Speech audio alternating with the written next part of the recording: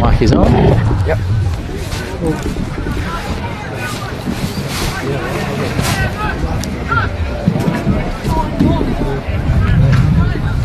Good afternoon, one and all, wherever you may be joining us from around the world on this Saturday afternoon here in Adelaide for Div 1 footy, and you've come in at the right time. It's Jack Moore with Port District and Brighton as the umpires are tossing the coin with the two captains, both wearing number 1.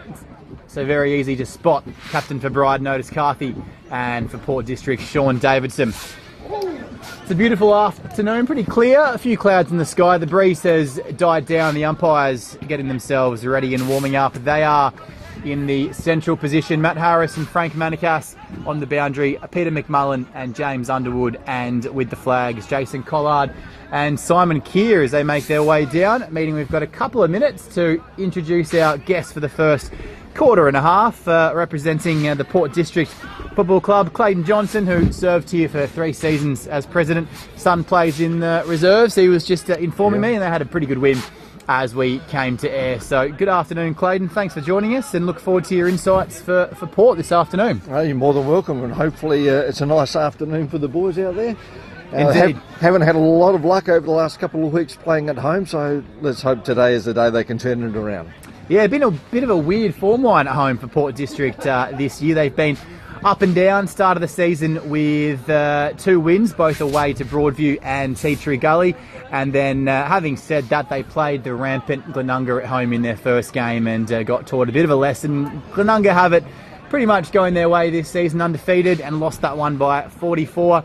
Then a good away win for Port District at Prince Alfred before returning home and going down again to Golden Grove, who have been up and down themselves, new to Div 1 this season as well, but plenty expected of the Kookaburras in season 2024, and a tight loss to Payneham last week here after looking after shocks by 53 in round 6.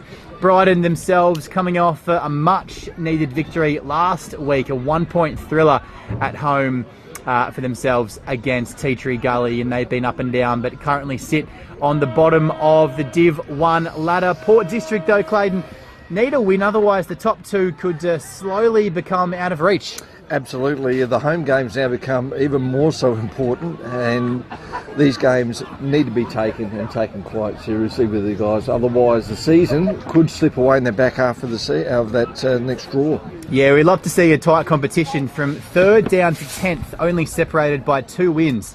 So something a bit rare in Div 1. The past few seasons we've seen a bit of a gap established early on between the top 5 and the bottom 5, but we've got Port District and Payneham locked on 4 wins, and then 3 clubs on 3 wins, Tea Tree Gully, Broadview and Prince Alfred, and Golden Grove, St Peters and Brighton all locked on 2 wins. Glenunga run away on top, undefeated through 7 games, and Sacred Heart 5 wins and 2 losses. But Port District, a win today could move them up to equal 2nd, but for Brighton, a win today could move them up to equal 6th. So plenty on the line.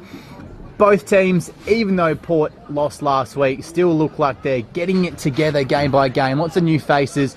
Scott Lysett looking pretty dominant in the ruck, fit for a change, which is nice. We were saying pre-game he's had quite a battle with his fitness as it's been publicised through AFL, but even over the off-season, a few surgeries, but looking pretty fit. And let's hope he stays that way, because he does bring a lot to the game, not just to the club, but to have someone like Scott playing in our competition is fantastic. And the more of these guys we can get back playing in this comp, in the local comps, the more the merrier. Yeah, it's been great seeing a lot of players. Probably about 40 to 50% of most lists have experience at the minimum at the SANFL under 18 level, and heaps more with lots of reserves and league games for SANFL clubs, as you mentioned, Scott Lysett and a few others having a bit of experience at AFL level. So Abe Davis, of course, extraordinaire at Glenelg, and a few others, including Brighton's Jakey Tarker, who played some footy in the VFL for Geelong in 2019. Yet to hit the ground running in 2024, Tarker, 6 goals in his 7 games. Players to watch out for, though, is Will Rivers, 14 goals in 7 games. Number 24 for Brighton, and we mentioned, of course, Scott Lysett in the ruck and Sam Gray on ball for Port. So underway, Tarker starting in the guts. That's interesting change. Brett Backwell just trying to roll the dice and get him into form quickly in this game. Harvey on the boundary, first inside 50, and a nice mark in defence for Port as they look to clear. Haynes is back there. Those bright yellow boots. Uses the ball pretty well. 101 contest. Cockatoo Collins been in some goal-scoring form recently. It's come to O'Loughlin, John Cock, the two Indigenous boys on both sides. Real bright sparks. And mentioning Preston Cockatoo Collins, 7 goals in his 3 games this year. He's been much of a live wire up front, and luckily to give him back today. Really smart user. There's Warner. He's been in the best for the past few games for Brighton, but the kick is cut off by Matty Rose. 148 games for South Adelaide and 132 games for Port in the SANFL across all divisions as they sweep through the middle of Port District here. Harry Dwyer, lovely pass into the forward line. And marked on his chest by James Batty, who's coming off 4 goals last week. The goal machine for Port. Yeah, he's just celebrated his 400th goal last week, I think it was. He notched up 4 to take him to 402. So additions to that would be welcome. He's just dished off now. Joey Haynes lets go from just inside the 50 and off to the right-hand side. Yeah, Brighton will have to be on their guard with Haynes and a few other really silky ball users. You saw Dwyer in the middle of the ground just cutting a line through. Those kicks we've seen in recent times, modern day football, where you move it through the middle of the ground and you're likely to get a shot on goal. Absolutely. So Brighton coming out at half back. Oh, there was Haynes over. He couldn't quite take it. Dixon handed off to Tarka, who started pretty nicely in a new midfield role. Wellesby one to watch if it comes to the back of contest, but it couldn't quite get there. Port have been pretty steady with their hands. There's the loping Louis Sharrod. You can see him a mile away. He was taken down afterwards. What did you see there? Looked a little bit late, a little bit high there to Louis, but the umpires picked it up in a free kick. Yeah, really good tone-setting call from the umpire there, Matt Harris, just making sure the players know exactly what is acceptable. Here's the captain, Davidson, on that last line. Kick isn't his best. Cut off. There's Broadbent looking to fight through. That might be holding the ball. It is. Umpire right there. Took the tackle on. Cockatoo Collins right up the ground at half back. A bit unusual, but his presence is needed up there at the moment. A really hot start. Here's Louis Sharrod, who's back on a full-time basis for Port this season. You'd love to have him back on a consistent basis this year. Yes, having Louis decide to give up the SANFL and then come back as a full-time player rather than a top-up player for the Crows in the SANFL, it's been great. Gives him and the club a bit of consistency for sure. 26 games for the Adelaide Footy Club in the league. Tarka off hands, gave it inside, and now the kick going towards that 50-metre arc. It's marked, and looking dangerous is Jackie Chalmers. Won the goal of the week, the snag of the day last season thanks to Jag Meatworks. And looking for the first goal of the day as Port District have the first score on the board. 1 behind to zip. We've ticked over 4 minutes played. Should be a pretty regulation kick. No wind on a 45-degree angle. Chalmers, the one club player. Game number 119 today. Can he get Brighton off to the perfect start? Kick looks pretty good. Umpire does a bit of a dance though. He's offline, so Port pretty good in their back 50, just exposed on that occasion, but pretty solid start, and you trust Haynes to use it pretty well from full back here. Normally does. A very good ball user is Joey. This time coming to the club room side. That's a big contest up, McKay. And free kick kicked out to McKay. Not too much in it as Loy in fringe, short kick, just about 15. Wellesby comes and stands the mark. That's Rose. Open out the back. Beautiful kick, and call this one if it goes inside 50. It's Siney. Oh, just got held up. Handball. Here's a kick on goal. It's Heffernan. Siney. Point. A little bit too much on that one. Just offline. Siney and Heffernan combining beautifully.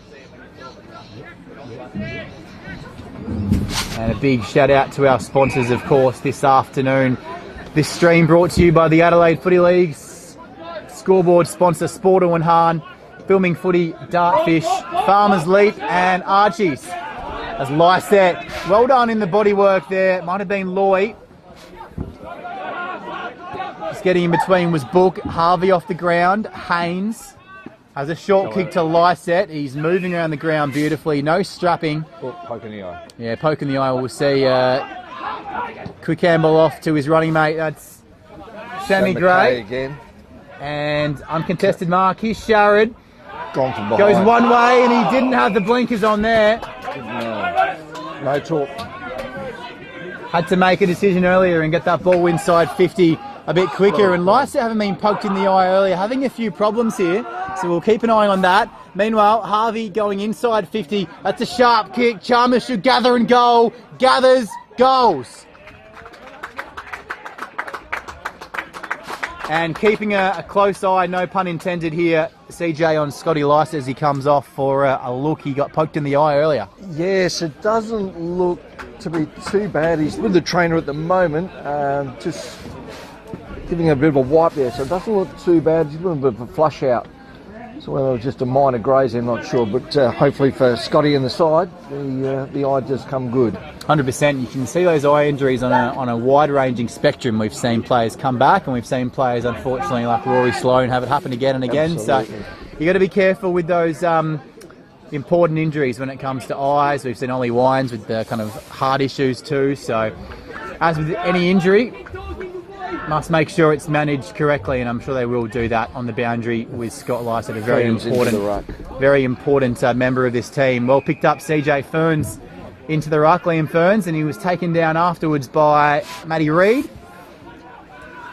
And this is Ferns. He's been at Port for 4 seasons. Haynes, got to watch him at the back. Very elite ball user. See something he likes. Over the back was Batty. Uncontested. He didn't expect it to come all the way through in the end. And he just couldn't close the hands. Again. Watched it all the way. Ferns. Hot start from Liam Ferns. Seaton Jr. played some footy at the Eagles in the under-18 program. Not his finest effort though. It's turned over. Yeah, unfortunately, Cockatoo Collins was the target there. Slipped over at the vital time of making a contest. The ball finds itself out by the bowling club side. And the switch back into the midfield. So Jack Moore joined in commentary by Port District expert Clayton Johnson. Served a few seasons as president and a well-renowned expert around Port District. As Brighton just bring the ball out of half-back. That was Evans. Handball harassed by Siney. He got it to Warner. And down the ground, eyes on the footy. Just had it on the footy at the last second by Dixon. Picked up by Tarka. He started beautifully, and that's a beautiful kick. He finds Rivers. A lot of football, Tarka. There needs to be an adjustment there in that midfield. He has had so much of the football and used it mostly very, very well. Something Josh Ramsey perhaps didn't see coming, Tarka starting in that on-ball role. He's been mostly used inside 50 this season by Brett Backwell, but we know Brett Backwell has a lot of experience both at playing level and coaching level, and just pulling a wild card early in this one. And so far seems to be working. Rivers, 14 goals in his 7 games. Pretty reliable. Brighton, they're hot, and when they're hot, they're hot. 1 point win last week after a less than inspiring start to this season, and Port need to make a few changes here as Brighton are off to a flyer on the Sportle and Hahn scoreboard. 2-1-13, Port District 2 behinds. Yes, they've controlled the ball fairly well, Brighton, around the ground and used it exceptionally well, particularly on the outer side. Their pace around the ball has been great, and Port Districts need to be really, really mindful of those things when they get the ball. They've got to use it back the other way themselves, make them more accountable. Will Rivers, 47 games for Padthaway and 28 games, 47 goals, I should say, over the past 2 seasons. Sam Gray, really clean and crisp coming out of the centre clearance. Gains about 40 metres for his team and just touched before it went out of bounds. So we'll throw it in on the cusp of 50 on that uniquely shaped wing. Here it's Country Living Homes Arena, I think it is. Country Living Homes Reserve. Yes. Scotty Lysette, good to see him back out there in the ruck, and Sam Gray, you saw it. Yeah, Sam there, just take a little bit early before contact with the footy. Umpire on the ball, and 25. Not thrown back on time. Great observation, CJ. I think you're spot on there. The Finlay Bennett picked it up and didn't return it to Sam Gray on the full. And Sammy should make use of this. I think it's only his probably second or third touch for the quarter so far, and hopefully it's a nice one for him. Yeah, right behind him here on the filming footy call. Plenty of experience, over 100 games at AFL level for Port, and then went to play in Sydney for a handful of matches. He loved it as soon as the Sharon contacted those black and red boots. And he peeled away and jogged back to the middle of the ground. So Port on the board, shaping up to be a pretty good contest. Brighton, their issue this season has been stringing together four-quarter efforts. But if they can do that, they've certainly got the talented players. And Port do too. The midfield, of course, stacked with talent for District. Absolutely. Nice little settler there for the Port District's lads. Hopefully they can take another centre break and make it 2 in a row. We'd really lighten this game up again. So a few changes for Port this week with Miller Carter and Thomas Carter coming in, along with Cockatoo Collins back from the Port Sample squad. Tarka taken late. Umpire right on it. Gaffney followed through. Wellesby one-on-one, both hands to it. Couldn't pull it in. Here's Haynes. His 6th or 7th touch already in this quarter. Kick to Siney. 101 contest. Well done by Lloyd. Didn't let Miller Carter have any of it. It's coming back inside 50 off the boot of Justin Evans. Coming to meet it there was Dienhoff, and he fists it out of bounds. So Jakey Tarker in the middle of the ground, running unopposed at the moment. Backing in their system here, Port. See Dwyer maybe pushed across, but Tarker finds Gray, who was also by himself. So that's a tantalising 1-on-1 battle to watch. Sam Gray on Jake Tarker there, CJ. And so far, Tarker, I think, has got the points on him, just so. Sammy Gray renowned for his four-quarter efforts, though, so you'll see him lift and continue to play good footy. Handball out of contest. Coming off the back, looking to get it was Sharrod, but the ball was trapped in behind him, and the umpire circling, and the home fans won't like judge that. The ball's on the turf, and Haynes fell over the top of it. The rule says you must get it out. He didn't. Wellesby jumped on him, and a shot for goal here about 40 out. The breeze is still very, very gentle out there. Normally a prevailing sou'wester here at Largs, at the Country Living Homes Reserve. And the flag of the Adelaide Brighton stack shows that there is a slight breeze there. Kicking straight into the face of the breeze. A little bit of right to left, and 1 point the result. Some great home ground knowledge joining us from the filming footy call this afternoon. Clayton Johnson from Port District Footy Club with some lovely insights and calling that one through. But offline on the Sportal scoreboard, 2-2-14, 1-2-8, and just playing the ground like an away team at the moment, not using the boundary to full perfection in the early stages, just offline, so out of bounds on the full, and chance to go back inside 50 for Brighton. Be happy with their start with the coach Brett Backwell, and this one just going back and forth, pushing the contest there, and another shot at goal coming up for Wellesby. Not sure if you saw that there, CJ. I thought it might be a free kick to Port. I saw it the other way, yes. It'd be interesting to see a replay on that one. So shot for goal from 45. Couldn't quite make the distance. It's going the way. Can't quite pick out who that player is. Wellesby's jogged back towards goal, so it's not him. But similar hairdo on that far side. Lining up with an eye for goal. Improves the angle. Kick's going to fall short. Big pack of players doing well to mark that. And following in at ground level, it was might have been Tarker or Plenty at ground level. And they're away quickly here. Dwyer. Handball over the top. Into Gray, who'll use it well. Usually does anyway. Handball at the bootlaces. That's not a bad kick. The option was right. Kick wasn't great. Handball when they're off here. Haynes got it to Dwyer. And on the outer side, this is Siney. Will it sit for him? Not quite. Does eventually. Oh, the fake was beautiful. It's about 5-on-1 inside 50 though. What happened to the structure there for Port? Poor kick, unfortunately, there. Plenty of time to pick someone out in the end, didn't. And here's Bennett. off half back. Went inside, gee, didn't put that kick in the highlight reel, and it's going to go untouched, out of bounds. And Haynes has been a man possessed off half back. That's an elite kick. Inside finds Sharrod. Running for him was Cooper Gaffney, one of your best ball users. And he is the goal machine in recent times, Preston Cockatoo Collins, who was called up for Port's Sandford side last week. He was, and sitting at home nervously waiting to see the minutes that the standby player had for the Power yesterday. If he didn't play as many minutes as he did, he would have been playing for Port Adelaide this afternoon. Yeah, they might recall him after that effort last night, the Port Magpies. Nothing to write home about there. Goalless in the first half in that Sandford game. Cockatoo Collins looking to outscore the whole Port Sandford team in the first quarter here, but just offline. So 1-3-9, 2-3-15.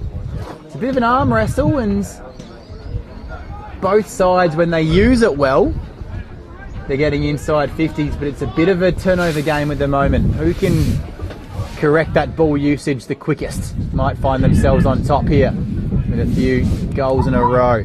Loy won it down. It's a handball game at ground level. That was Evans. Away to the outer side, and another mistake. So, out of bounds, free kick going the way of the captain, Davidson. You would back to Port District to just correct these mistakes a bit earlier than Brighton. Oh, he's mistake after mistake at the moment. They're just a bit uncertain.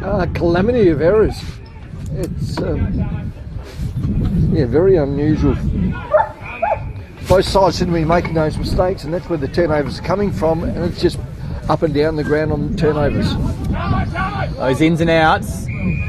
Sometimes hard to just get on the same page when you have a couple of players come in and out each week. So, but only 3 ins, 3 outs. Up he went. Oh, nice attempted marker, Lachlan Johncock. One that's been held off on the chain early in this one, and one that can really hurt you. Oh, the turnover again affected by Tarka. He's a man on a mission today, and it was delightfully delivered inside 50 to Thomas Wellesby, who kicked 2 goals last week. Well, we've had a number of set shots for goal which are very gettable, and another one presents about 45 metres from where we'll be kicking the ball. You can call this one through for a CJ. Very little breeze to speak of, if any. Started at dead centre and it stayed dead centre, and probably overdue for Brighton. The boys have been pepping around that 50 mark and now rewarded with their 3rd goal. Sportalhan scoreboard, 3rd goal of the day for Brighton. They've started beautifully on their away trip down the coast.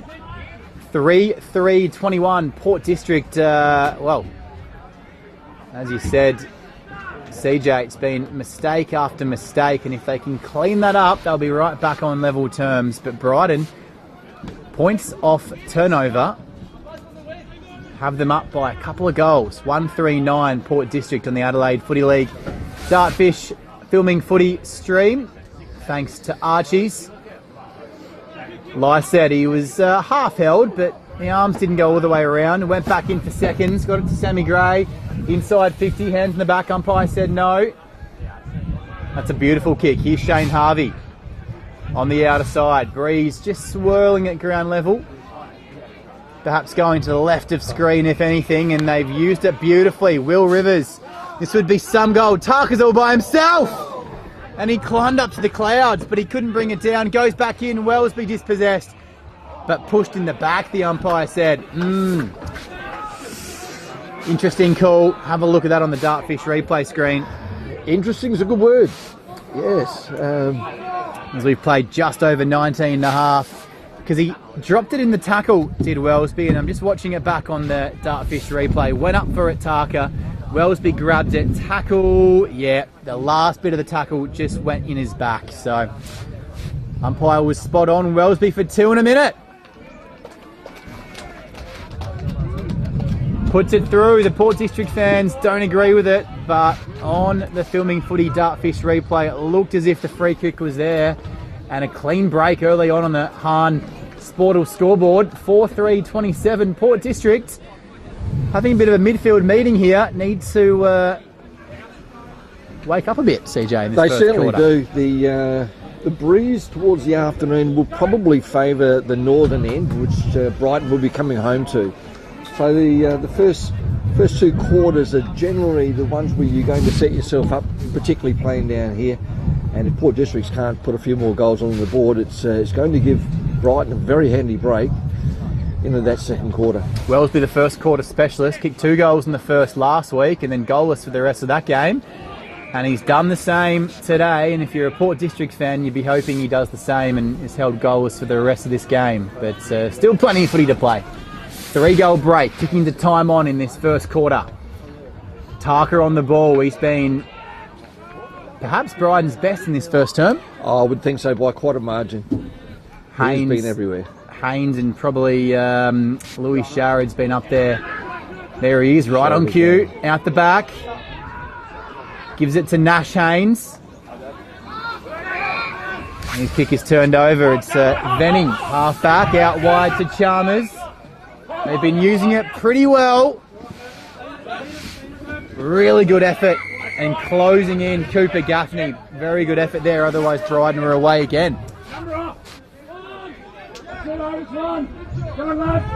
Lots of experience, Cooper Gaffney at Woodville West Torrens, playing 59 reserves games. He comes for a rest.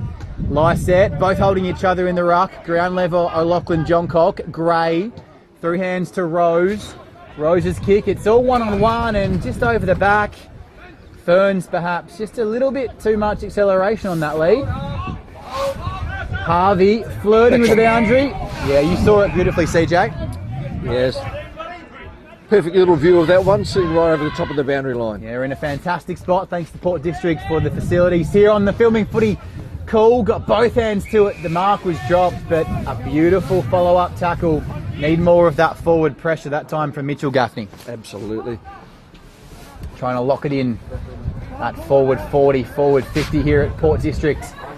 Country home living reserve, but Brighton first to it. Flurry of handballs. Evans, there's that forward pressure again.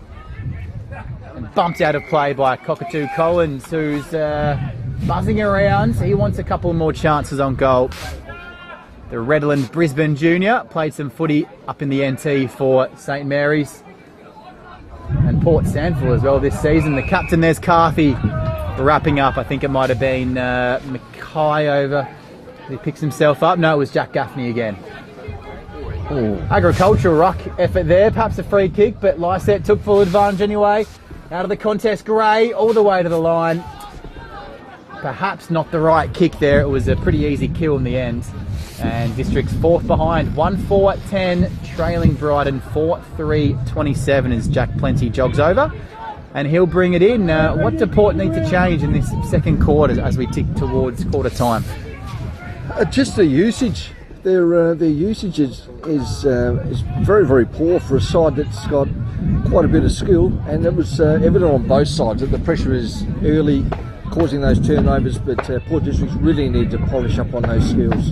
And the ambition of Port this season as well, everyone and their dog really backing them in for first place and a premiership, with the additions of Lysette and a few other players, as well as of course Gray and Gaffney and Haynes and Cockatoo Collins. But Brighton have the personnel if they can just bring that full quarter effort.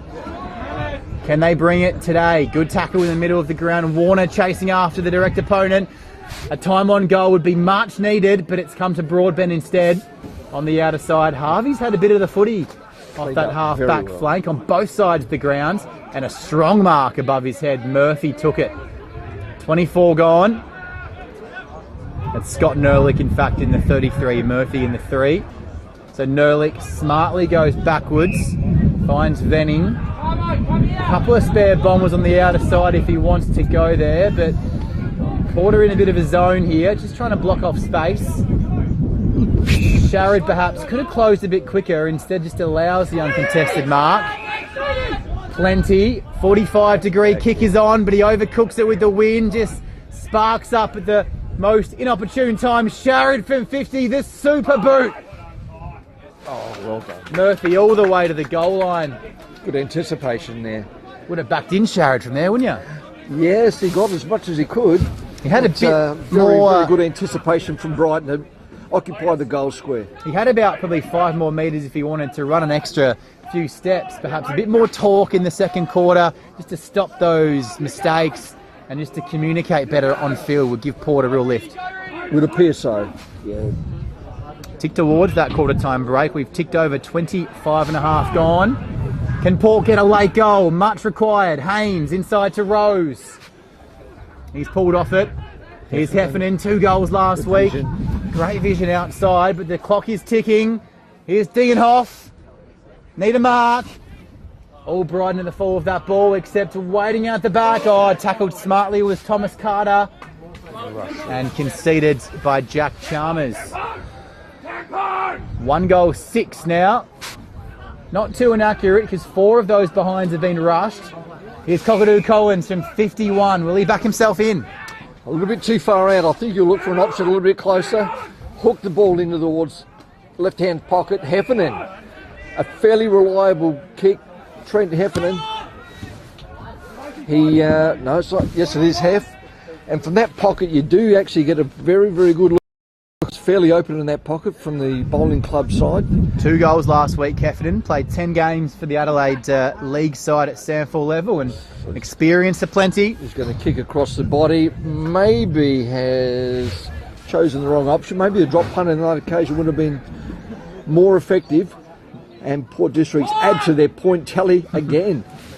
Yeah, they're closing the margin in behinds at the moment. Only, 14 more behinds and we've got a level ball game. But they do practice those around the face, around the body kicks a lot these days, especially when they're inside 30 there. Absolutely. And normally a very effective kick. Yeah. It's a preference for each player. You've got to back the player in to go with what they're most comfortable with. He was tucked in on that right angle boundary, about 30 around from the goal here at Port Districts. Mark dropped by Reed, picked up by Warner, and the siren beats everyone. A really strong start in that first quarter by Brighton. Chalmers with 1 goal, Rivers 1, and Wellesley with 2.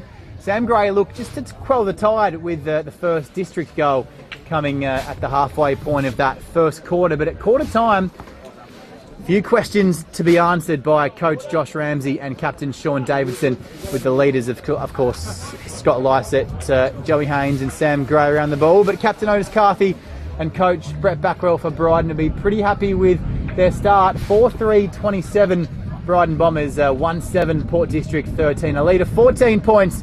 Second quarter is coming up next here on Filming Footy. Don't go anywhere. Join us for that soon.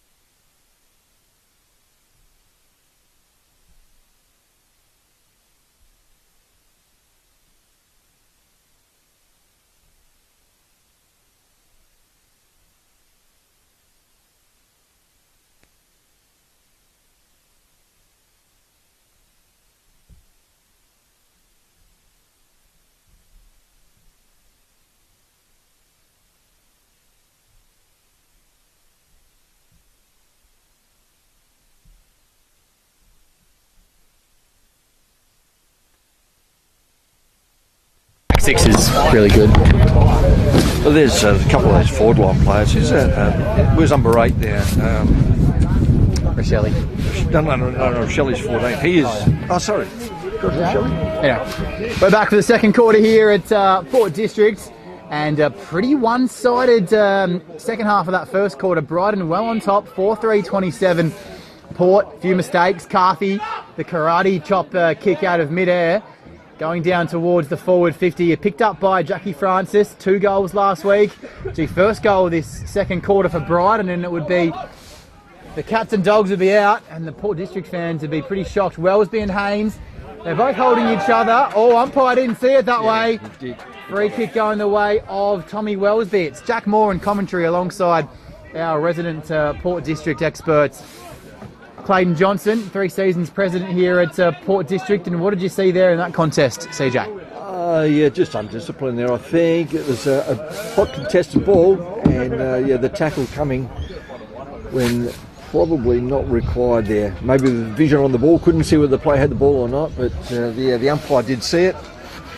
Wellesby can't make him pay. Yeah, great observation by you, CJ. The first marking contest was all good, but as you saw it there, the extra hold just didn't really need it, and the umpire was already there having paid the mark and awarded the free kick, but Wellesby couldn't make them pay with a 6-pointer. Only one behind. Sharity comes to meet it. He's won his time again, but Port District have butted up and they've cleaned up well at ground level. Flurry of handballs finds Sammy Gray, who was taken afterwards.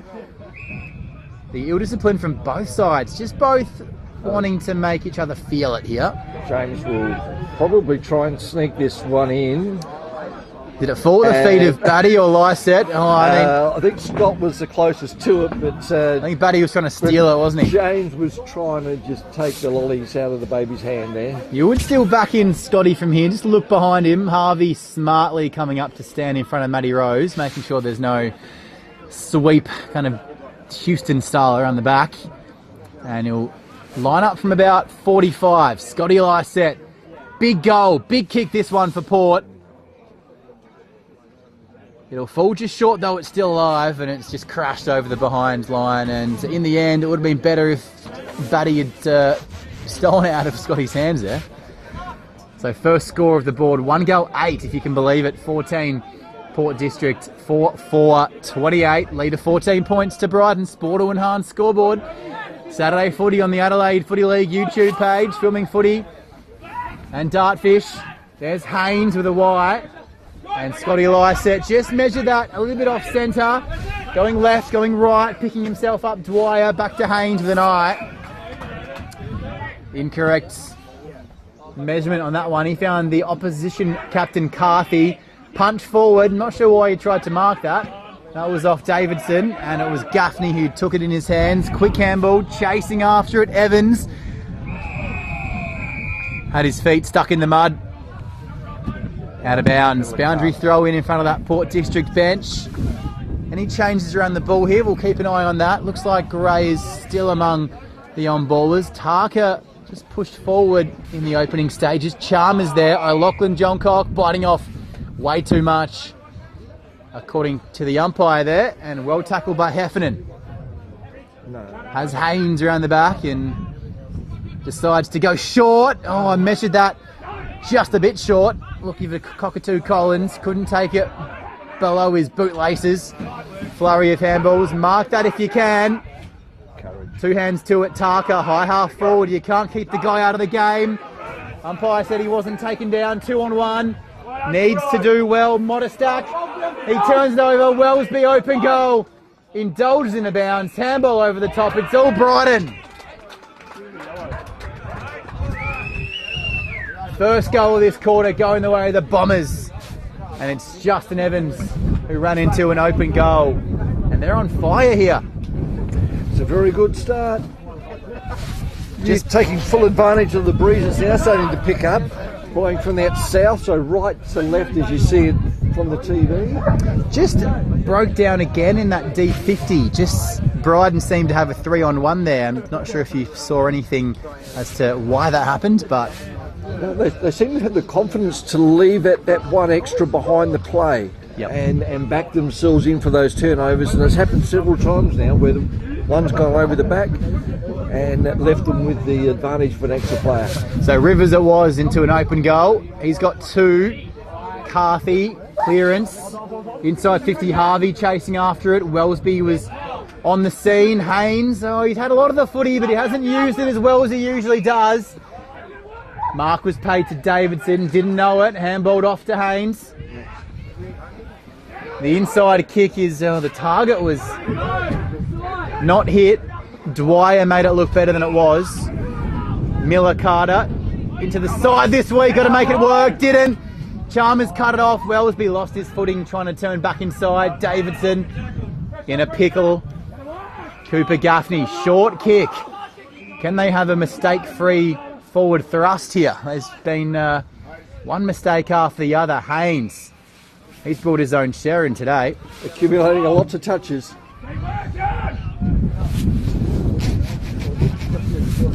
Manhandling his way to the front was Mitchell Gaffney. Sammy Gray, the pressure made the kick go about 5 metres further back than he wanted. Dwyer marked it uncontested. Davidson taken just after he kicked. From here it looked like he was pushed as he kicked. A little sure what you saw, there. CJ. A little fortunate there. But they'll take it, I'm sure you will. Sammy Gray, put it on Cockatoo Collins' head, and that's the form he's in. He made the kick look 10 times better than it was. Marks on the cusp of 50. Not the easiest position to be kicking from. The breeze will be blowing from right to left as he kicks. You can call this one home if you like, CJ. I hope I'm calling it home, that's for sure. They certainly do need it at 1 goal late. Lots of forward entries for very little reward on the scoreboard. So Preston lining up. Nice contact with the ball. Distance a little short, marking the goal square, no. Umpire call for a ball up. Yeah, not through yet, so Port a chance to get their second goal on the board, much needed. Sammy Gray with the only goal in the first quarter for District. All yours, CJ. Congested, off hands, rush through for a behind. Thought he might be a bit of a good luck charm for our District supporters watching. It doesn't seem to be the case at this stage, that's for sure. Jack Moore in commentary, joined by Clayton Johnson, 3 seasons president and a Port District expert around these parts. Knows the ground and the team pretty well. And this is Davidson. The kick's turned over. Haynes again. He's just getting it off the back like a fox. So they spoiled each other. Warner, he's good enough to go after it though. Coming in hard. The tackle was over the shoulder from Dixon. I think that's what it was. Over the shoulder of Rose. Matty Rose, a high-level recruit this year for you. Absolutely, one of the homegrown kids from Port Districts, come home after a long established career in the SANFL. So welcome back, Matty. Oh, had the blinkers on there, just found out about it the last second. Lachlan Johncock, he's on fire, Ricky. Sets the tone for Brighton. Did he dive on that? Umpire said it was held to him. When a Lachlan Johncock's on, it usually means Brighton are right up for the fight. And there he is again, uncontested in the ruck contest. Going up, there's Dienhoff across half-back. Kicked 3 goals last week, Dienhoff. All by himself, Higgins should mark and does mark. Just falling down across half-back and going across to half-forward. The numbers not where they need to be for Port. Dixon, one hand, 2. An umpire said you threw it out of there. We'll take a look on the Dartfish replay. Not sure what you saw, CJ. Maybe the umpire had a different angle to what I saw. So he's in the best position. We've got to back him in. Going to back him in to the captain. Carthy right behind the kick. Just taking a look on the Dartfish replay. Coming through hands, and we were blindsided. Umpire had a pretty good view of his hands. Saw a throw, and he called it as such. So Otis Carthy Missed a lot. just snuck it in for a behind. It looked like it missed that behind post, didn't it? But did it take the point? Looked to be a long way from the fairway, that one. Boundary umpire and goal umpire just consulting each other. That's behind post, a bit short perhaps. The benefit of the doubt going the way of the attacking team. Strong mark over the back from Tom Carter, fresh in the team this week. Tell us a bit about him. Tom Carter, one of the cousins and brothers of the Carter clan that's been playing out of districts. There's 3 of them. There's a couple out there today, Thomas and Miller. And Thomas out of North Adelaide at the moment, so don't get to have him every week, but it's always nice to have him back in the side. So Dienhoff playing in a half-back role this week. 3 goals last week, as I mentioned, across the grounds. Mark was taken out there. That might have been Miller Carter, perhaps. No, it was Siney, but it's turned over again. They just can't get it past halfway with any real thrust at the moment, Port District. Got a couple of loose players out the back. Perhaps 5 or 10 minutes just going one-on-one would help, just to equalise around contest. I think they need to try something. Free kick in the ruck here to Lysette. The link up in the ball movement has just not been there at the moment. 1 goal 9-15, 5-5-35 on the Sportal Hahn Ultra Crisp scoreboard. Tried to come 3 deep, did Mackay, but he couldn't impact the contest. All the way to the ground, Gaffney waits for it. Backwards from Siney, and the kick all the way to about 60 out. Turned over yet again. That's a risky kick. It's going to hang in the air for Tarka. Had to attack it, got 2 hands to it. If Dwyer went the footy, he probably could have made a contest of that. Here's Higgins in front of the benches. Warner had to stretch. Got the Inspector Gadget Jukes out. All the way down. 101 contest incoming. And a hold. Advantage. Goal time. Wellesby's got 3. Brighton are off to a 20-length head start. And they've got their 5th goal of the afternoon. Make that 6th. 6-5-41. Port District need a hero in a hurry here. 1-9-15 on the Sportal and Hahn scoreboard.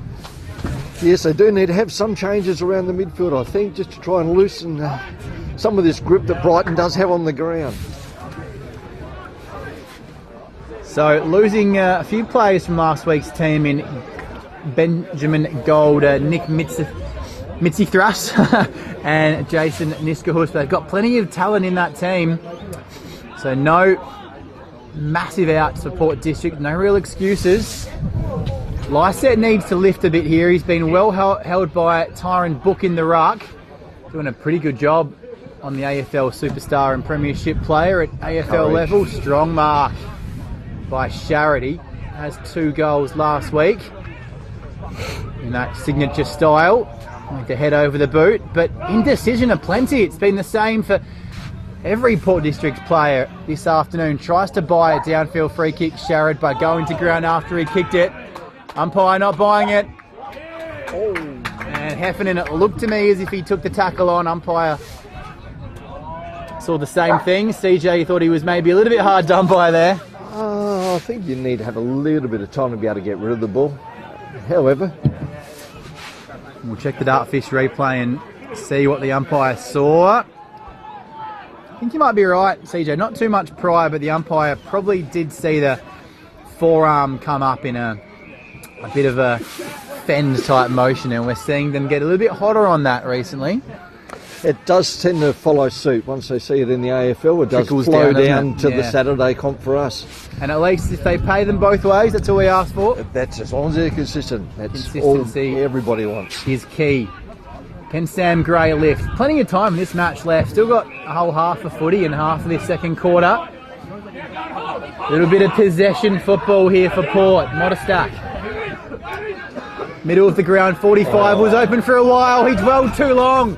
And that gave Warner time to close. But Porter good on this occasion. Haynes all the way to the outer side. It's Gaffney. Measured it nicely. They've strung together, 4 or 5 kicks now. Gray looking for it in the middle. Off hands. Jack Gaffney. All the way to goal. Siney. Oh, Mark. No. One hand too. And in the follow through, gave away a high contact free kick. It's just not clicking for Port at the moment, is it? It doesn't seem to be. Brighton are just ruthless with their attack on the footy. very miserly and giving nothing away. And they're using it beautifully as well. Their kicks have been really well measured, and Port just taking that extra half a second. At Div 1 level, you dwell for an extra second and the options close. Brighton again, middle of the ground, strong hands by Jack Francis, closing in on him. Looked like it was Nash Haynes, or it might have been Jack Gaffney. It was. Off the hands of Davidson. Haynes. Looks like one of the Gaffneys out there. Heffernan it was. Rose. And Rose. You can call us through this next little passage of play if you want, CJ. Rose in the middle. Ball hot there, contested. Unfortunately, there for Brighton. It looked like they had plenty of opportunities. Called advantage. It'll have to, I think the umpire did pay 25 metres because he didn't call play on and there was a tackle as Gray went to kick. So it's a bit of a disadvantage in the end, isn't it, that rule? I didn't see that. I was just following the ball moving down the wing. No, you're right. Call us through this inside 50 from Gray. Gray into the 40-metre mark. Heffernan on the lead. And with his form, normally a very, very good kick for goal. Ex-state captain for South Australian Amateurs, Trent Heffernan.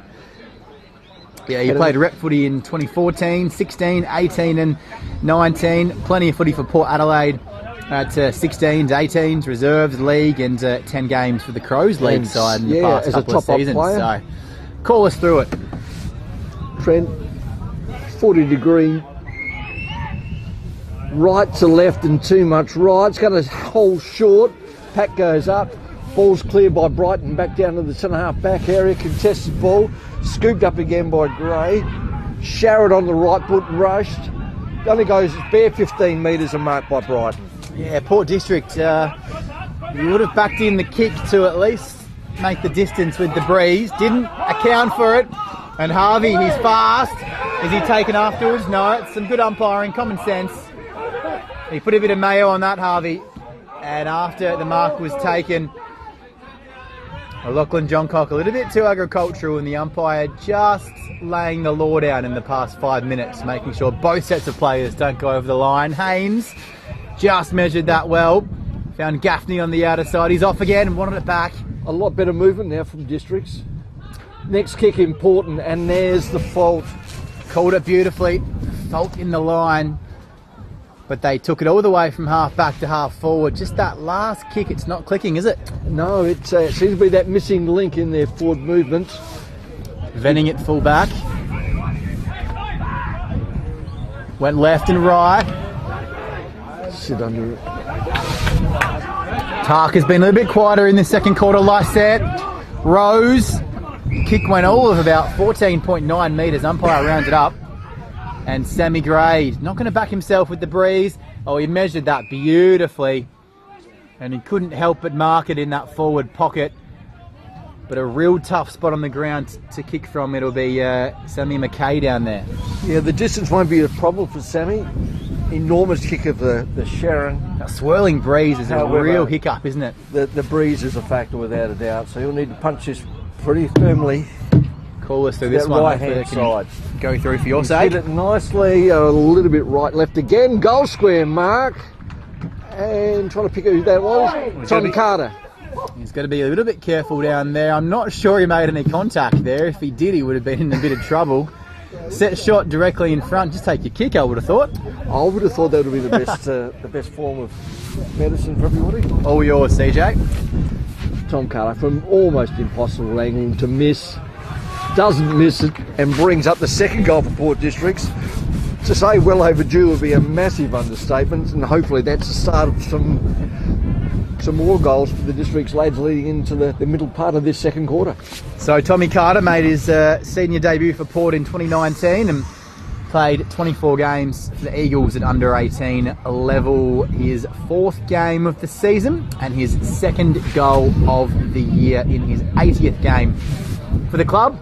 The District Junior. You've got, looking through the list last night, probably about half the team are Port District Junior players, so it must be good from a club perspective to see juniors flow through to the senior team? Oh, the juniors have been a massive injection for this club over a number of years, and the junior committees over a long period of time have done it very, very well, and we're reaping the rewards of that now.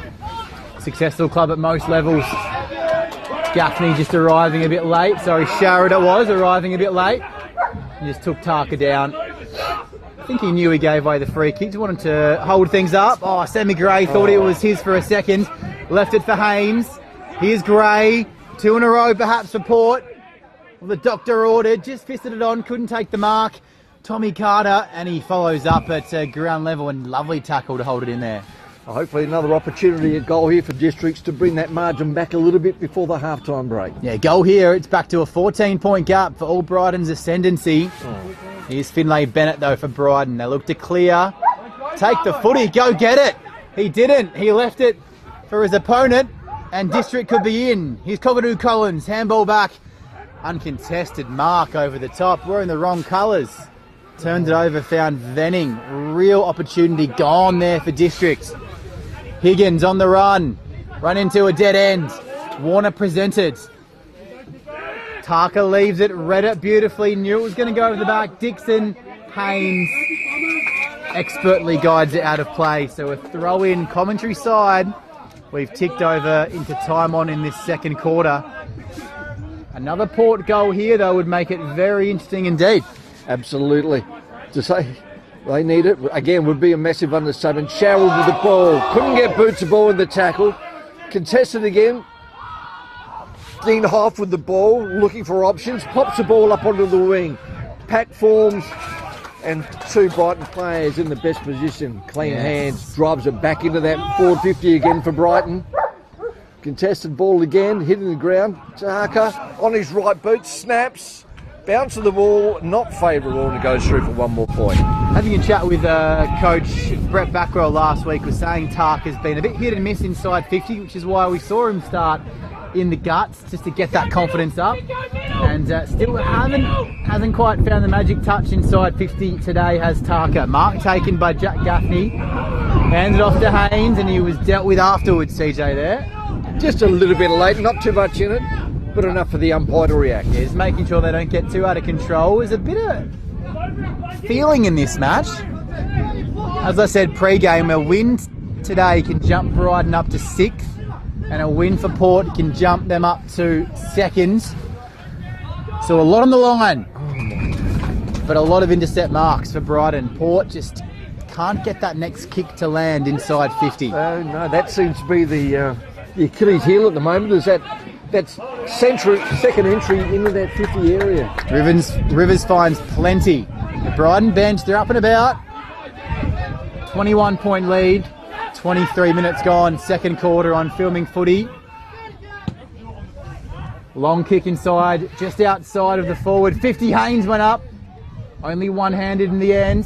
Carthy was waiting down, playing inside 50, and Wellesby was about to run into an open goal if it came out of there. So really good effort in the tackle. Lysette just held out. Book, and umpire said you put the arm out in a bit of a shepherding motion. Lysette not happy. Not sure what you saw there, CJ. Yes, it's a contentious thing with the ruck, whether you're allowed to hold your ground underneath the fall of the ball, or is that a block, or you're just taking first ground. So we'll take a look here. Lysette just took his eyes off the ball and looked at Dixon and then put the arm out. That's what the umpire saw. If they see those eyes off the ball, they're going to pay a free kick most of the time, but from a Port District perspective, perhaps the footy gods are watching with that miss there. Couldn't take full toll Timmy Dixon. So we're ticking towards half time. 2:10, no, 2:09, 21, 6, 7, 43. We'll just pause at half time and see the around the grounds scores. And as we approach half time, pretty short quarter in the end. Only 3 goals in that quarter. We'll say a big thank you to our guest in this first half, Clayton Johnson, here at Port District. Clayton, thank you for your time. Some real good insights. Hope you have enjoyed being on air with us. We take a look at a couple of players having a few words as they move into their huddles, but A lot to work on. Second half report here. They certainly do, and let's hope they come out a much improved side in the second half and can really impact the new Country Living home scoreboard in our favour. Any plugs you'd like to get in for any other club sponsors or upcoming events before we pause for half time? Not too sure at this stage. A lot happening. You can suss out the Port District Facebook page, I'm sure, to keep yourself abreast of all the happenings at Port District. And with any luck, we'll have someone from Brighton joining us in the second half. So for all Brighton's dominance, they only lead by 22 points here at half-time. 6-7-43, Port District 2-9-21, a massive second half coming up here on Filming Footy. Join us for that in about 15 minutes' time.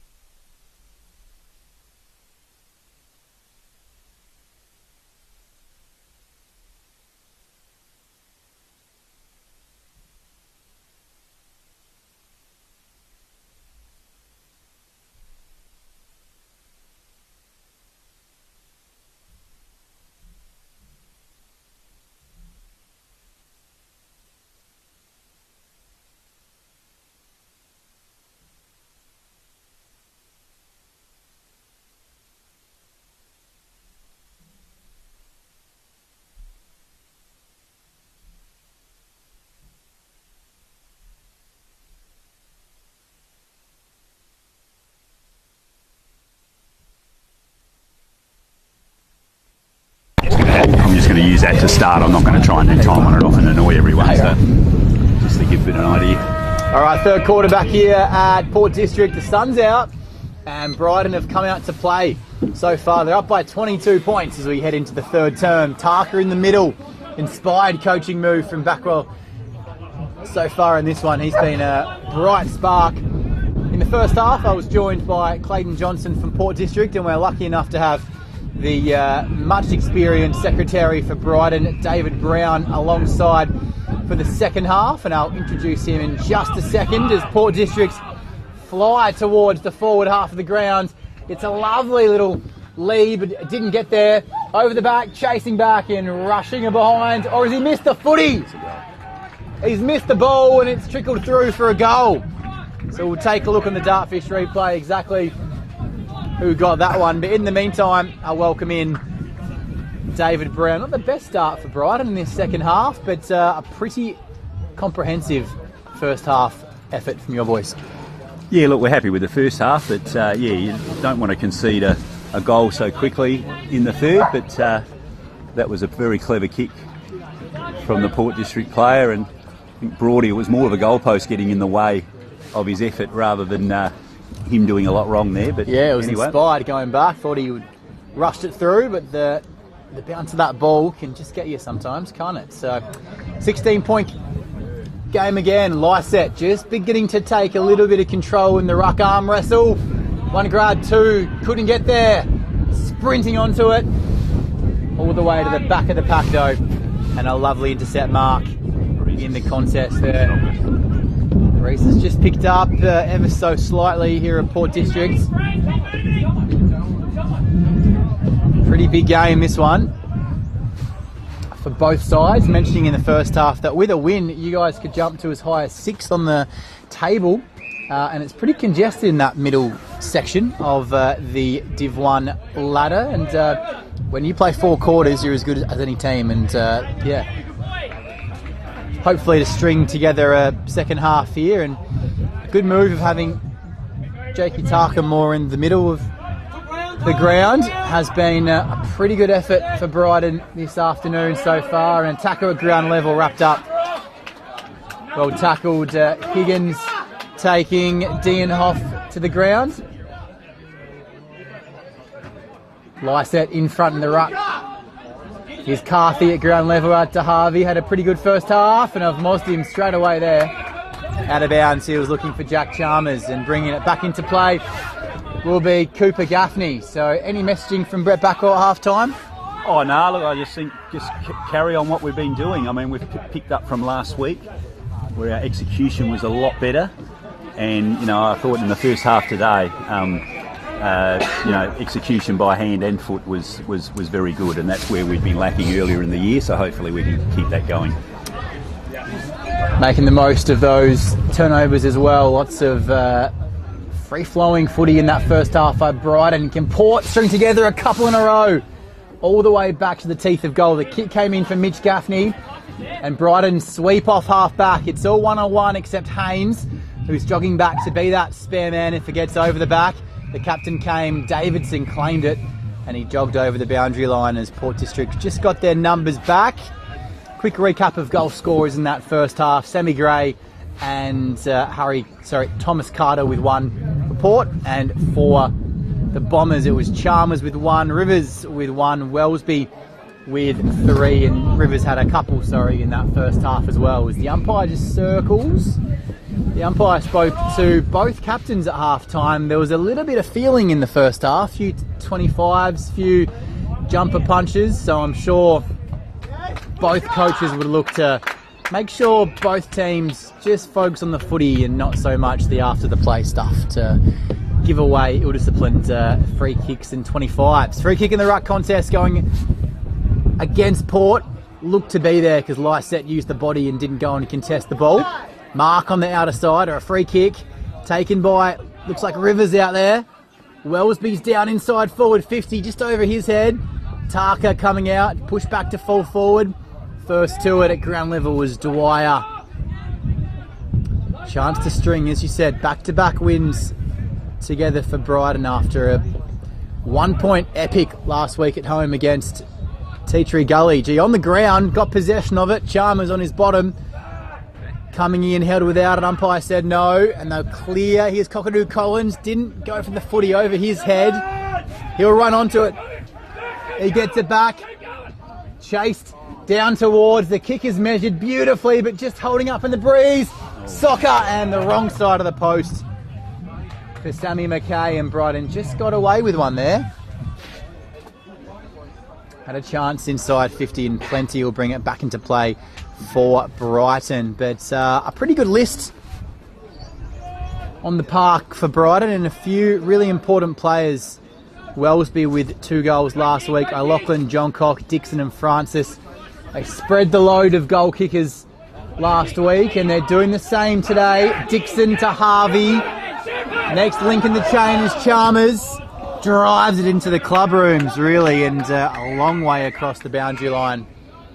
So, chance, as I said, to make it back-to-back wins for Brighton, and a couple of key matches coming up over the next few weeks for the Bombers. You're at home to Broadview next week, so if you were to get the win today, could be looking at perhaps 3 in a row. Obviously, all clubs got the bye next week. So, next round, I should say. The bye for the King's birthday weekend next week as well, and a tough away trip to Glenunga after that for Brighton. So this one is a big opportunity to secure a win and move up the table with that congested ladder, and the club playing some good football too. So some good players all hitting form at the right time.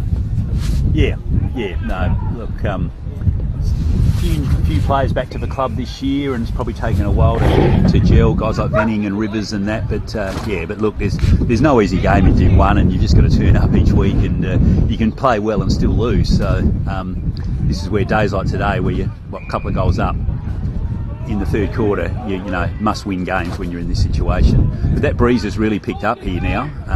It's made it very hard for not only Brighton but Port, who probably should know how to play with it, but for both sides just finding it really tricky to convert the forward 50s into goals when it's about more than 20 out from goal. It's been really hard to play with. Haynes comes up and takes it uncontested. Inside 50 should mark, does mark. Heffernan kicked 2 last week, but again that breeze just swirling across the ground. It makes this a very difficult kick. 3 goals, 10 for Port District. Couple loose inside 50, but manned up within space of Brighton players. There's Sharrod, who was one of those men. He got over the back of him. And it's going to be a ball up in a dangerous spot, about 20 out from goal. We were talking in that first half. All teams seem to have a lot of new names, which means a lot of the teams in Div 1 this season have been pretty inconsistent week to week. The only team with consistency of being Glenunga, undefeated this season so far on top of Div 1. But as you were mentioning, the gaps are very close, and any team can beat anyone on their day this season. Even Glenunga have been a little bit inconsistent within games. Yeah, well, Glenunga have only won their last 2 by less than a goal, so 7 and zip and well deserved, but they're obviously gettable. Carthy coming out, spilt to the bootlaces of Wellesby, went in, and high contact off the play there.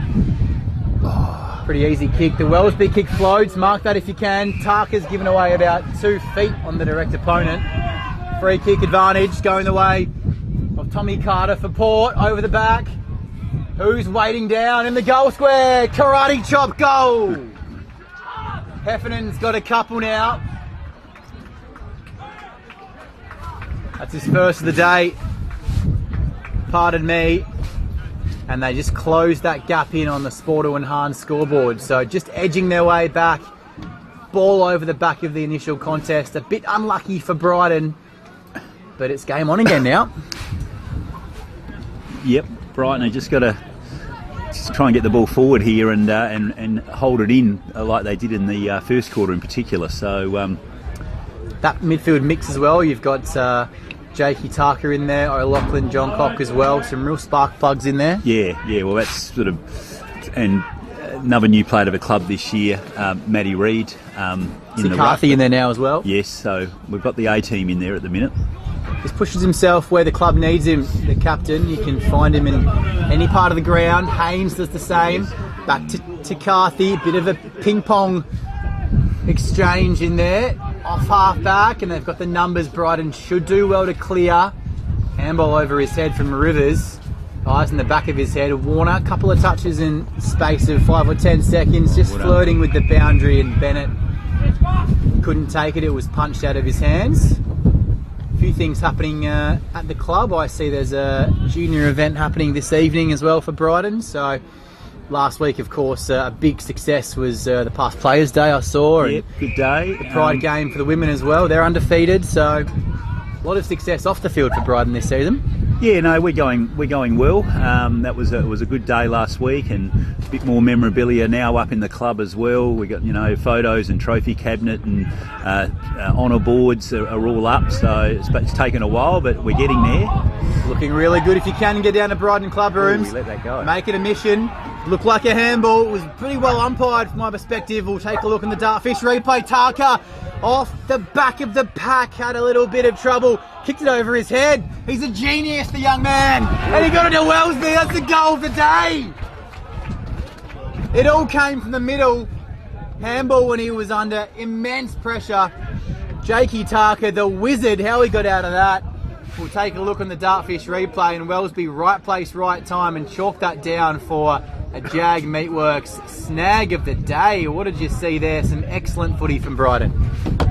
Yeah, it was a maybe free kick against Brighton there in the middle, but the umpire decided to play it on, and Tarka's ability, he was almost holding the ball himself there, but he just managed to get boot to ball. So that call was correct from the umpire to play that on, and yeah, Tommy Wellesby, 4th goal. So ball back in the middle. We'll take a look on the Dartfish replay. It's coming to us a bit late here, and we'll see if that decision was correct. So here it is. And he went down over the ball, and it looked like there was a cheeky little handball out the back. So umpire was about 5 metres away, so right on the spot. Well umpired. Brighton take full reward. Can they go forward again and kick 2 back-to-back goals? Swinging off contest, looked like the kick inside from Dixon. Oh, must mark. Body contact. Didn't look like he used the hands. But the umpire probably still a bump in the back right though. There, and he did take him off the ball without contesting the footy. So well called by the umpire in the end. Free kick going the way of Port. So a brilliant goal and correct. Wellesby with 4. Wellesby kicked 2 last week in the first quarter, then nothing for the rest of the game. So a consistent effort from Wellesby this afternoon. Going forward, Port. Siney. Handball inside, it got to Heffernan, on his hands and knees, Sammy Gray. He cuts the line. And he measures it to perfection. Sammy Gray. All the experience coming to the fore there for the former Port Adelaide and Sydney Swan. And the answering goal just when they needed it. Their 3rd of the afternoon in this 3rd quarter. And their 6th. Make that their 5th goal of the day. They move along to 5-11-41. Brighton 7-7-49. Some pretty good footy in this 3rd quarter. Yeah, well certainly Port District have been very dangerous going forward, and they've converted or scored virtually every entry so far. But yeah, look, Sammy Gray, that little bit of space there. He just carved a path through a couple of players. That was a classy goal. Yeah, time stood still around him, didn't he? He has that ability. Free kick in the ruck. Lachlan Johncock probably could have paid the advantage, but the play did stop. So again, umpires have been pretty good and on top of it in this second half. Off half back. That's a beautiful use of his right boot from Murphy. Won the best on ground last week. Ty Murphy had a really good performance, and the kick's going all the way to goal, just a little bit too far. Perhaps it would have been better to put that kick about 20 out and look for a leading effort. We're up in the bleachers here at Port District on the scaffold, and the winds come in. Pretty cool afternoon down by Semaphore here at Port District on filming footy. Oh, he didn't even touch the footy in the end. That would have been a mark of the year. Tommy Carter went up and looked to claim it, but Brighton have it. Harvey looking for Carthy, laid the tackle beautifully. Lachlan Johncock below his bootlaces. Handball indiscriminate. Dixon went after it, headbutted the knee of the opponent. Lachlan Johncock just ramming his way through, holding at the back. They were both holding each other. Wellsby on the scene, hunting his fifth. But he just tackled the play without the ball. He's a hungry man today. Wellsby looking for a handful of goals. He's buzzing around down there. Wouldn't be that often when Wellsby has kicked more than probably 4 to 5 in a game. Oh, it's going to be a red card here to the Port District runner. He'll hit the sheds. Just getting in the play. We'll take a look on the Dartfish replay. And that's going to be a kick for goal right in front for Tommy Wellsby, because the free kick will be taken, of course, where the most advantageous, where the ball was. The umpires judge where Ricky was the closest to it, and the Port District runner giving away a free kick. We'll take a look on the Dartfish replay shortly, as the umpire takes a bit of a conversation with James Batty to just explain that. Meanwhile, Lachlan Johncock, to extend the margin, umpire bends the neck back. 15-point gap on the Sportle and Hahn scoreboard. Just taking a look on the Dartfish replay, and we won't get it because it was out of play. The Port District runner came right into where the kick went, and the umpire deemed it was worthy of a free kick and a red card. He must have warned him earlier, because I don't think the red card would have come out if he hadn't. But if you're a Brighton fan or an official or a secretary, you'll take that. Yeah, well, I don't know what impact it does, because I don't think they can have a runner for the rest of the day, is my understanding. But I know the league put out a strong message about that a couple of weeks ago. There you go. I don't know, that seems to be a harsh penalty to me.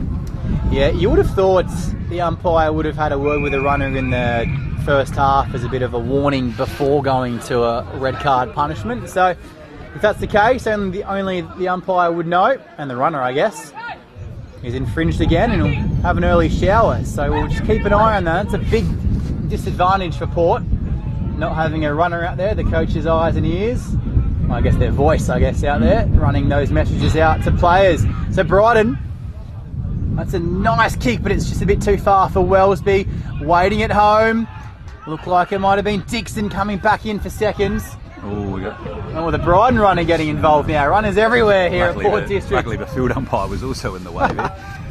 Everyone's in the way. That's an interesting kick. Oh, he wanted to take time. Broadbent had Evans all by himself. Missed him by 5 metres.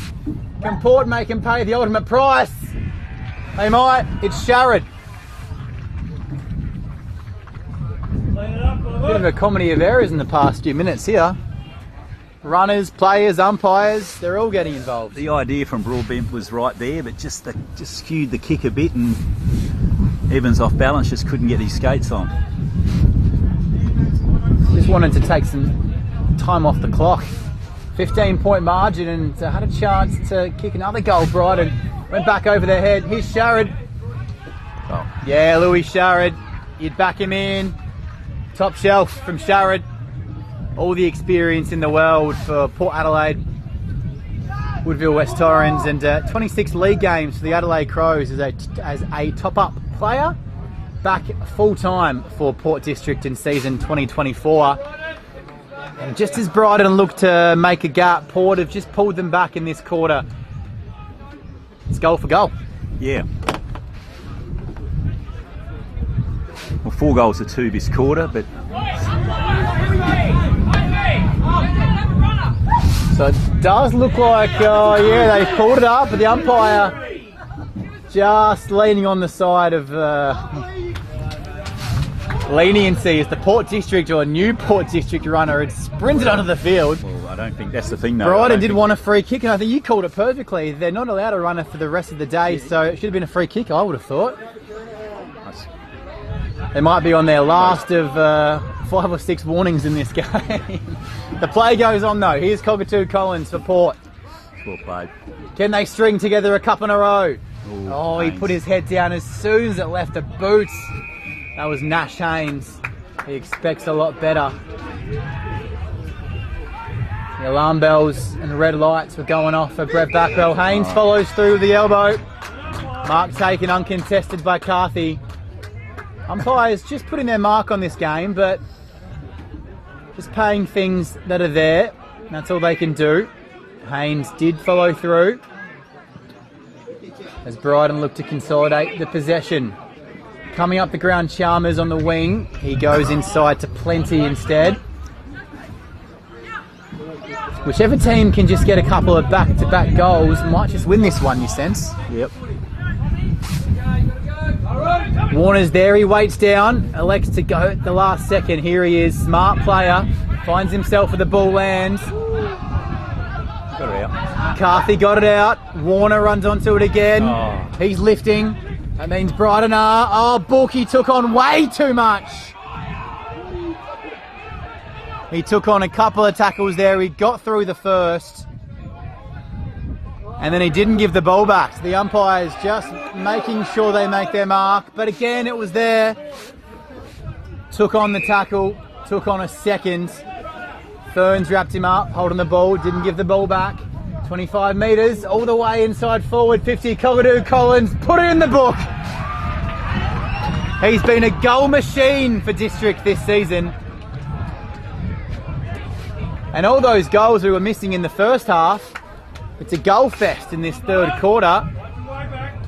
That's the 5th of the term for Port District. Brighton have 3 into 3-point game. This is turning into an epic. Brighton just can't kick away. 3-point game on the Sport to Enhance scoreboard. I've got a feeling the scoreboard might be a point out there. I reckon Port District are 7-10 actually, but good observation from our special guest, David Brown, our secretary. Maybe not. From Brighton Bombers. We'll have the goal umpires, of course, come together at three-quarter time just to make sure those scores are all good. That might be holding the ball as well. Excellent umpiring decision. Held it above his head, held it left, held it right, and elected to bring it back in. The captain was there, Carthy. He's lifted in this third quarter. Plenty. Lives up to his name. Oh, got two hands too. Was it Tarka down there? Off the back. No, it was Nerlich who got in. Here's Tarka. Here's Harvey. Goal for goal. Got it to his boot. Slipping over. It's on in the goal square.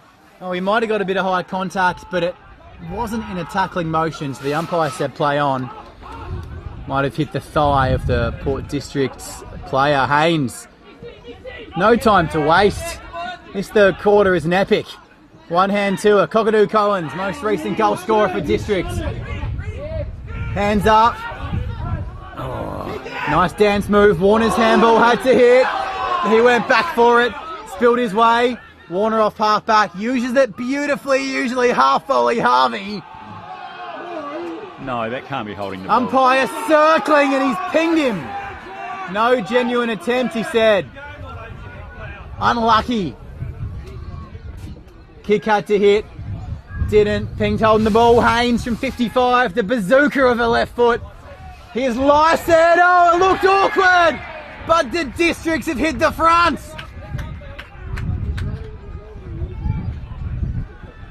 It's an epic here at Country Homes Living Reserve. Port District have charged back into this game. 6 goals in this quarter. They had only 2 to half time. They flicked the switch. Sport to Enhance scoreboard 8-11-59. Brighton 8-9-57. Questionable umpiring in the middle, you might say, but at least a bit of consistency. What can Brighton do now? Yeah, well, we just got to. They've got their goals from just being able to sort of run through the midfield there, and it's just been a little bit too easy. Most of their goals this quarter, but as I say, there is a bit of breeze. So if Brighton can stay around this mark, and hopefully Brighton can come home with the breeze. But it's our special guest. I shouldn't be so biased saying David Brown. No, you're allowed to be. You're representing your club, that's for sure. I'm the one that needs to stay unbiased in the call. Jack Moore alongside David Brown, Secretary of 23 years for Brighton. Can they get a mark here? Port looking to kick 3 in a row for the first time today. Only had 2 to half time. Cockadoo Collins, they can't stop him right now. Floodgates are opening. Port Inspired stuff. 7 for the quarter. Can you believe it? It's a double act inside forward 50. Preston Cockatoo Collins and Scotty Lysette. Brighton all of a sudden need a response. They led by 14 at quarter time, 22 at half time, and it's been a 6-goal turnaround as you look to the scoreboard, and Brighton trail by 8 points now. So correction, a 5-goal turnaround in this third quarter, and we have just ticked into we've ticked into the 25th or 6th minute now. So 25. This quarter's flying by, and Brighton all of a sudden need a goal. 5 minutes ago, they could have put their lead out beyond a few goals. Topsy-turvy Div 1 footy, it's why we love it. This division's been up and down all season. Degenhoff under pressure. Haynes has been one of their best off half-back. 1-on-1. Thomas Carter couldn't get to the fall of the ball and infringed. Brighton player, can't quite make out who that is. You might be able to spot him down there. Justin Evans. Justin Evans in the 21. 40 out from goal. Oh, he held under it. Just took the hands away when he needed to grasp the footy. He's taken. Incorrect disposal. Timmy Dixon from 52 out. Wins a factor. Might be a little bit outside of his distance. Here comes Taka. Will he spot him? Oh, just at the wrong time, and Port closed the hole nicely. So Dixon, a much needed goal. See something in the pocket he likes. Taka went up. Springboard off the grass. The boundary might beat them all. At the right end of the ground for Brighton. That was off the boot. Well observed from our special guests. David Brown, the Brighton secretary and commentary for this third quarter. Need a goal here, David. Yes. Yep. From the boundary, you'd back him in. That's a better kick. Yep. Sets it up for the forwards. Oh. But getting to the front, 2 hands to it, was Liam Ferns. Had about 3 Brighton players behind him there. Just needed an extra metre, and Haynes just playing that skulking role off half-back. Plenty of touches. Here's Cooper Gaffney. Always in the top 5 players in the ground of a Port District play game of footy. Warner, it came off the hands of the Port District player. Warner gets it. Spins around. Off the back, Chalmers. Harvey's been good. Not one of his best. And there's that man again who just collects possessions like they're going out of fashion down there. Haynes. He'd be in the mid-20s. Possession-wise. Been very good. A lot of them uncontested, but he sets up his team pretty well. Almost a turnover. Coming in, Sharad. Just knocked the ball out of Venning's hands. Umpire said didn't quite hold it long enough, and Tim Dixon picks himself up. Goes to work. Oh. Third man in, Lloyd. Didn't get any of it. There's the captain, Carthy. 3-on-1 Port. Should do well. Taka buzzing around, warning like a mosquito. Hands it off, Francis. 2 goals last week. 1-on-1 contest. At the back, Modestack came. Cleared the pack. Running onto it. Danger signs. And the red bells are ringing on the Brighton coach's box now. Dwyer assesses the options. Siren could be a little bit away now. Plenty of goals. It's called a Cockatoo Collins. Not from there.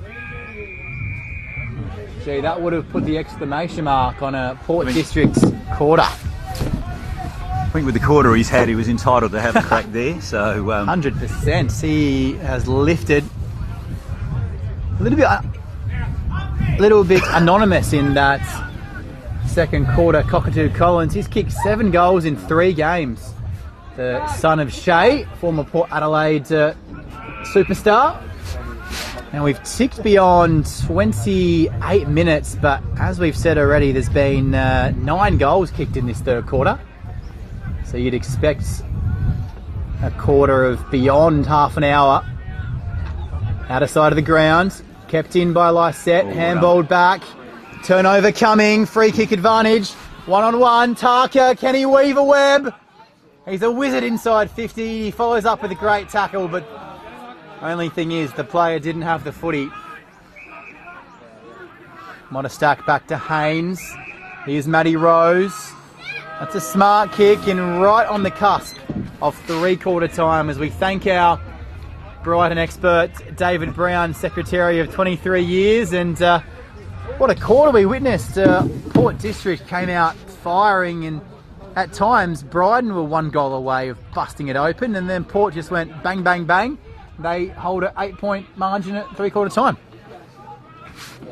Your thoughts on that third quarter? Well, game on. Look, I was expecting. When you're up in this spot here, the wind probably feels stronger than it is, but it's definitely the storing end to the left of screen. So hopefully Brighton are close enough and can do enough to come home with that advantage. But no, credit the Port District.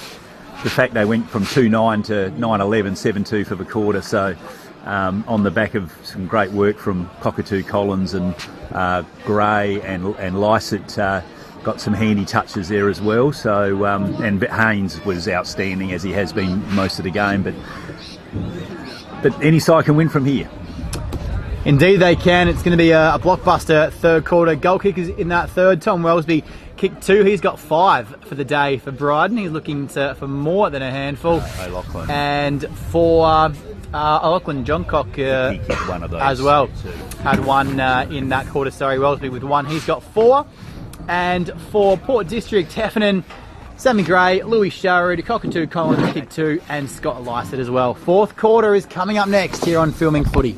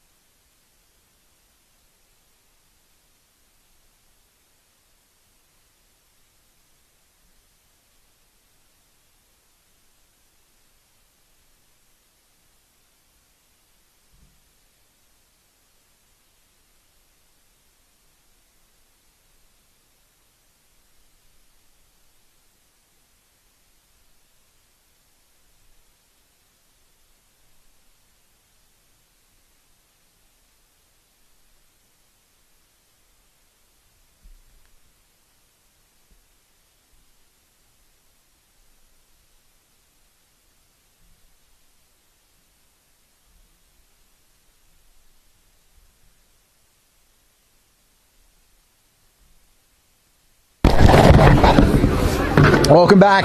Saturday afternoon, footy here at Port District in the Adelaide Footy League. What a quarter. A blitzkrieg in that third from Port District. 7 goals 2 to Brighton, 2 goals 2. And they've turned it around. Down 22 at half time. They lead by 8 as we head into the fourth quarter. Umpires are ready. Sun's out. Crowd on the edge of their seats. Can Brighton turn this deficit back into a lead? Had this game under control at half time. And umpire Matty Harris throws it up to begin our fourth quarter. Tarker's back in there. Lysette just hounding him around the contest. He took out a Lachlan Johncock. Umpire was blindsided. Free kick in that. Here's Murphy off half-back. All the way to the cusp of 50. Coming up to meet it over the back. Wellesby just misjudged it. Nudged out beautifully. Haynes, he's had it on a string, but mostly uncontested. Hasn't felt a body all day, Haynes, down there. But he uses it well and he plays his role to perfection. So first score of this fourth quarter. Going the way of Brighton. 7-point game. Don't go anywhere. At the front of the contest. Beautifully marked by Miller Carter. Murphy stands the mark. Carter sees Sharrod. Hand in front. Great spoil from Chalmers. Running onto it, but leaving it behind quickly was Siney. And collapsing into his back. Free kick going the way of Matty Rose. No time to waste when you've got a goal machine. All by himself. 35 around from goal. Preston Cockatoo Collins. He's putting his stamp on this second half. What a goal this would be. Port can jump to second with a win today. Came in with 4 wins and 3 losses. Third position on the Div 1 table. Brighton will remain rooted to the bottom of the ladder with a loss, but can they get the win? They can jump to 6th. Massive kick for PCC. Oh, he's done the dirty! Straight as you'd find. And the gap extends. Port District, this is a second half from heaven. On the Sportal Enhanced scoreboard. They tick along now to 10-11-71. Alarm bells and red lights going off in the Brighton Bombers coaching box. They're stuck on 8-10-58. Margins at 13 points. Cockatoo Collins putting his hand up for the Archie Stongs. Anonymous in the first half. He's got 3 goals now. Lysette wins the hit out, back in the middle. Port District all of a sudden looking for some percentage. Unless Brighton have got one last charge. Carthy is held up in a lovely tackle from Rose and Dwyer, either side of the midriff. Over the top was Book. Had a pretty good first half opposed to Lysette. Coming through, no handball. Should be a free kick. Is a free kick. Shane Harvey in the 6. Hands off to Higgins. 2 of their best for Brighton. Need a mark. Wellesby. He has a fistful of goals. The beacon up forward for Brighton. Cockatoo Collins, a man possessed right now. All the way back to half-back. Handing it off and sweeping off that line. Uncontested mark on the outer side of the grounds. Gaffney finds Rose. Swings by for the hand back. Kick just fell short. Cooper Gaffney inside over the head. Cockatoo Collins. Is there 2 of them out there at the moment? He's at half back. He's at full forward. Lysette 1-on-1. They didn't watch at the back of the pack. Brighton had the numbers. Should just clear. Haynes came late with the fist. Bounce of that Sharon. It's going to cost the Bombers dearly here.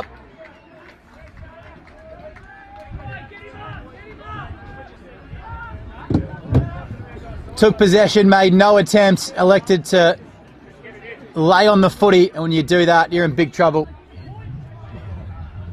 Mitchell Gaffney to put a real gap on that scoreboard. Sits at 13. The Port District Junior played his 200th game for the club. Never a chance. keeps the door ajar for the Bombers. At the moment, though, Brighton have run aground at the Port. Need a spark. Haynes watching Tarka in the middle of the ground. Loose man is Dwyer as Murphy looks to run off him and provide an option, but nobody's moving for anybody right now. It's statues out there, and there's a barrow all the way, about 65 to the middle of the ground. Tarka was waiting for it and lays a beautifully executed tackle. Middle of the ground, they flood towards the defensive 50. Lyset opposed to Reed. Reed got there, but Lyset won the hit out. Dwyer, eyes on it. Who wants it? Nobody could take it. Umpire pays the free around the shoulder. High contact. A little bit too far out. Wind a factor. Haynes runs around the back. Lead was there. Thinking was great over the back. It's gone through. Another one. Floodgates have opened, and Port District, this is the half of a premiership favourite.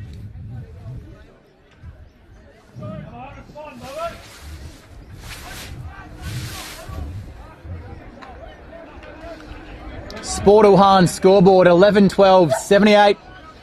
Brighton are stuck in the mud, 8-10, 58.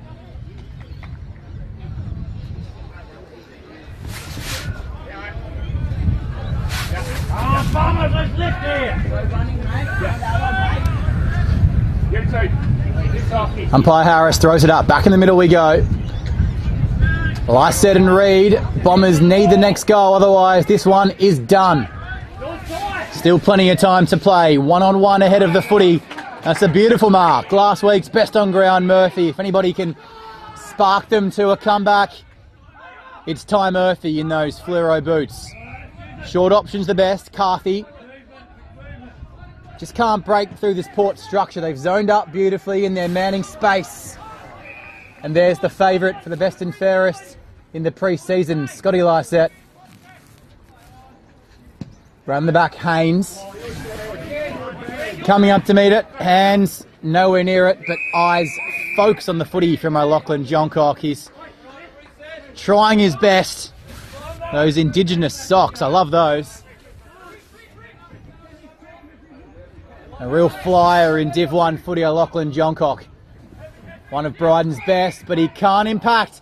Gives away a free. Advantage paid. Sharrett inside 50, but standing strong back there. Nerlich wants it around the back, and on the near side, Higgins calls for it. Instead finds Book. Higgins still on. Lyset just behind him. Higgins calls for it short, as does Carthy.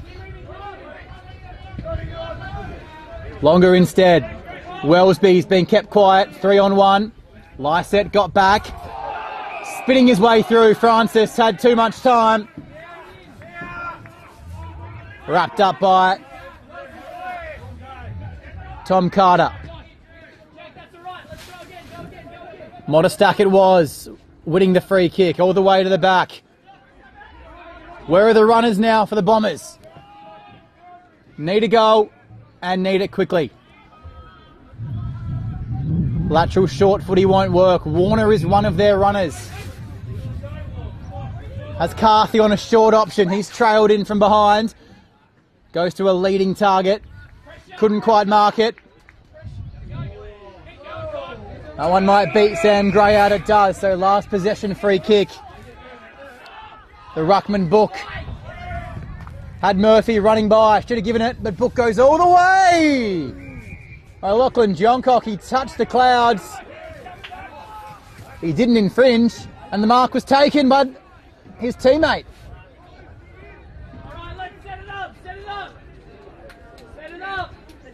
Must kick goal. And if you want the ball in anyone's hands in the fourth quarter, it's this man. Will Rivers, 14 goals coming in to today, 2 to half time. Plenty of experience on the Adelaide SANFL list in 2018. And a couple of seasons, 2 goals a game for Padthaway. Rivers gets out the tape measure. And he reels the Bombers back into this one. They're not done yet. They've got the quality and the talent to pull themselves back into this one on the Sportal scoreboard. Port District 11-12, 78. Brighton 9-10, 62. 16-point lead. And we've played just under 10 minutes in this final term.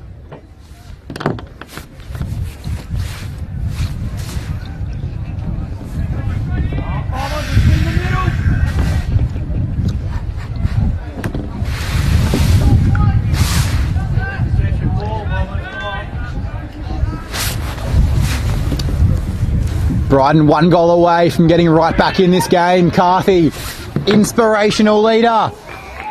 Much required mark. Modestak. Kicks to a questionable situation. Higgins had both hands. Needed to mark it. If he didn't, Port could be away. They almost are. Held up by O'Loughlin Johncock.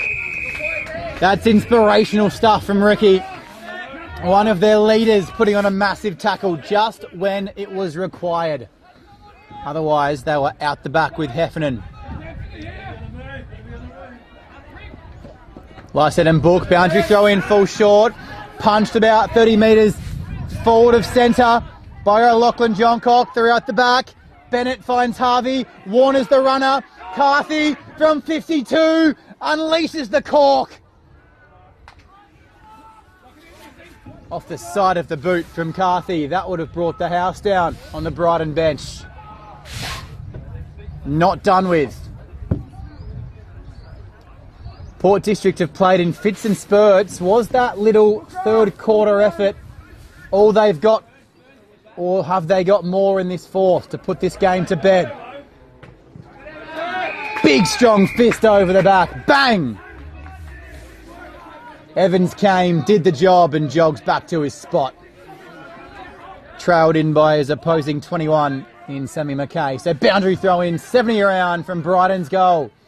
Lyset just checks Book. O'Loughlin Johncock. Was he held? Umpire said no. Follows up. Wanted the throw. Umpire blindsided. Cockatoo Collins tapped it forward. Didn't take possession. They run into each other here, Port District. Ferns, bounce of the ball, all important. Bounce of the ball, important. Cockatoo Collins, how does he do it?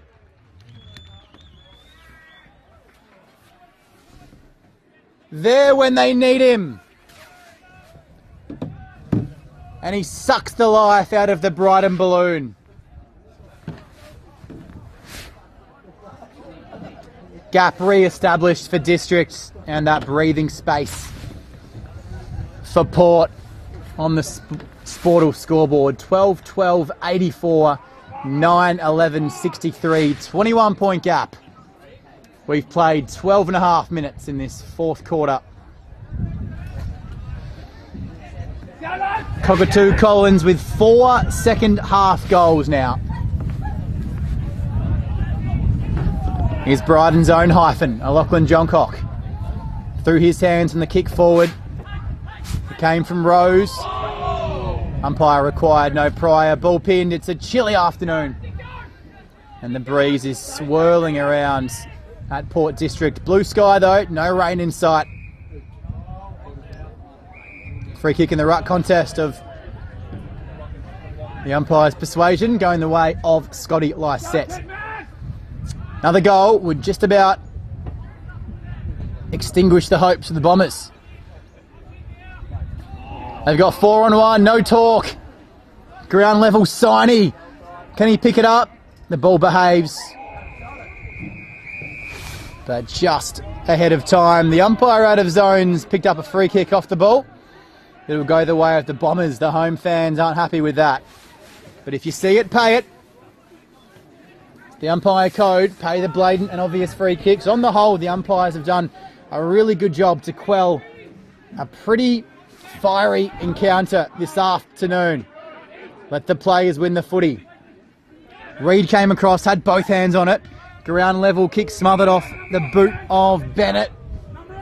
And 70 around from the Port District goal. This one is just teetering right on the edge for Brighton. Lachlan Johncock comes off for a well-required rest. It's been a one-man show in that midfield. Taking the tackle on. No awareness from Louis Sharrod. Harvey fakes the handball. No stand rule. Warner, the road runner on this wing, peels off another beautifully measured ball. What a kick from Aaron Warner. Rivers. That's a beautifully measured ball as well. 2 in a row from the Bombers. And here's the captain again. Slightly better angle than his last shot at goal, Carthy. That one was on the run. This one from a set shot. He'll kick from about 48. Simply must go through.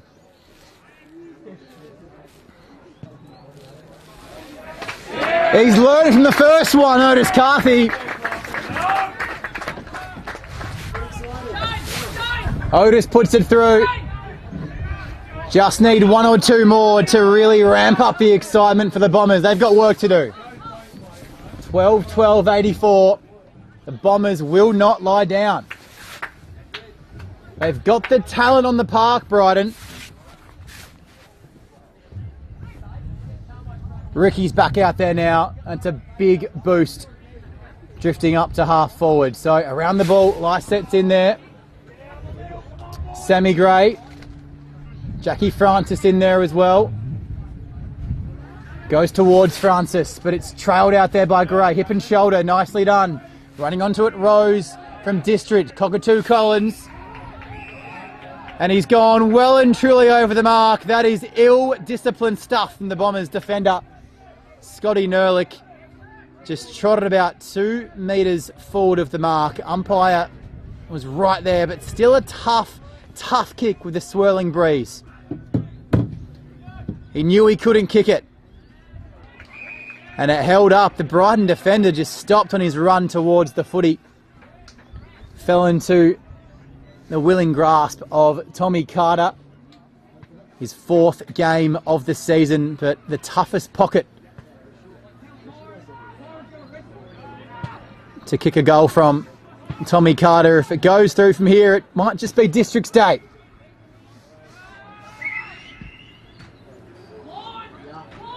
Never a chance, and still the game is in the balance. Yet to tick into time on. We've only played 18 minutes. Not many goals in this last quarter though. We've had 5 in total. So you wouldn't expect more than 25 or 26 minutes on the clock. The barrel worked the first time, so why not bring it out again? Wellesby, Tarka, but no one's back. They all pushed up the ground. Modestack took the mark. On the outer side, here's Miller Carter for the District. Just takes his 30 seconds and just makes the clock tick down. On the outer side, Sammy Gray directing traffic all the way to the back. Mark taken. Much required. Tarka. No time to waste. It's got to go. Wellesby been held nicely in this last quarter. Has 5 for the day. Handball up, but the Bombers back in business. No. Had Lachlan Johncock running towards the goal square. He was well marked by Modestack though. Elected to go for the glory kick. They're 13 points from parity. 12-13, 85, 10-12, 70. Not sure those 2 totals match up. A 15-point gap. If they are 10-12, it should be 72, so we'll check on that score. Looks like 12-13, 85, Bombers 10-11, 71 on our Filming Footy scoreboard. If they get close enough, we'll be at eager watch for the goal umpires at full time to see exactly what the correct score is. Coming off half back, it was a half tackle. Umpire said that's good enough for me. Harvey has been on fire today, and that's a beautiful fist. Bang over the back from Modestack. Send that into the bounce. Tommy Wellesby would have marked that and gone back for his 6th. Much needed spoil. Need a goal from this foray forward. So our filming footy scoreboard and the scoreboard operators now have corrected themselves. So it's all correct. 12-13, 85, 10-12, 72. 13-point margin. Who's down there? Bounce the ball, all important. Warner waits for it, puts the skates on, goes towards it. Pressure on Haynes. Best on ground by a mile. Tarka, a bit of Tarka magic maybe. All the way across the face, and Port District could have taken a point there, would have made it 2 straight kicks. Out of bounds. Here's Cooper Gaffney. Brighton need a goal in the next few minutes. We've just ticked into time on. Need to mark it and does. Best on ground last week, Ty Murphy. You'd back him in from here. The wind has just died down. At least a behind to bring it to within 2 goals. He's gone back about 35 metres here. The Ben Brown type approach. Eyes fixated on those big sticks. He gives it all. He's got Murphy all the way! 2-goal ball game.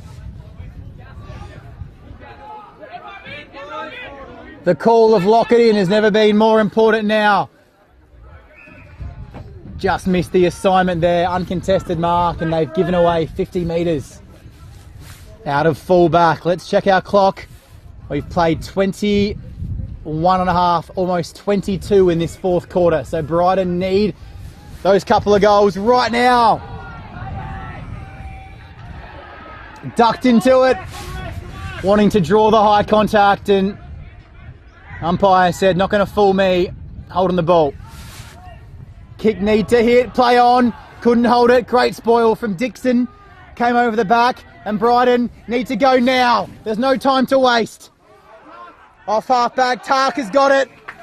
He's got to go back, sum it up, and put it through. He'll kick from 45. It hasn't been his year in front of the big sticks inside 50, Jakey Tarka. But he's got all the experience. If there's anyone you'd back in from here, it would be him. It's coming back on the breeze. It's there. Jakey Tarka comes up clutch when the Bombers needed him the most. And with 2.5 to play, it's a 1-goal game.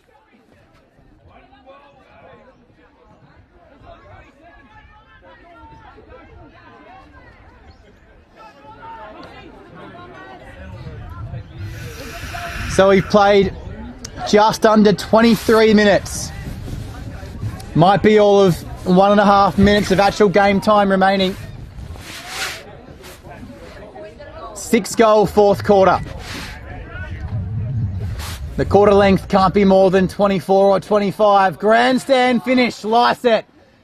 Takes it out of the ruck, not 15, play on. Shouldn't be paid. Umpires paid a high contact free though after he brought it back to his body. And 25.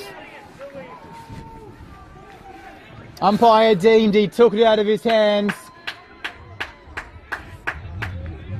That's a crucial decision. It's such a crucial part of this match. A behind here would lock up the points for Port. 6 points is the gap. Still a tough kick from 40. He'll kick from 45, swirling breeze, just a behind to put it out beyond a goal. It's going all the way down. Brighton can't afford to rush it. Mark! Ferns! Takes the mark. He'll go back from point blank range. Plays on and wins it for District. A comeback for the ages. 3rd quarter to write home about, and Liam Ferns has put it beyond doubt now. A brave Brighton Bombers performance. They led by 14 at quarter time, 22 at half time. Port District charged back to lead by 8 at 3/4 time.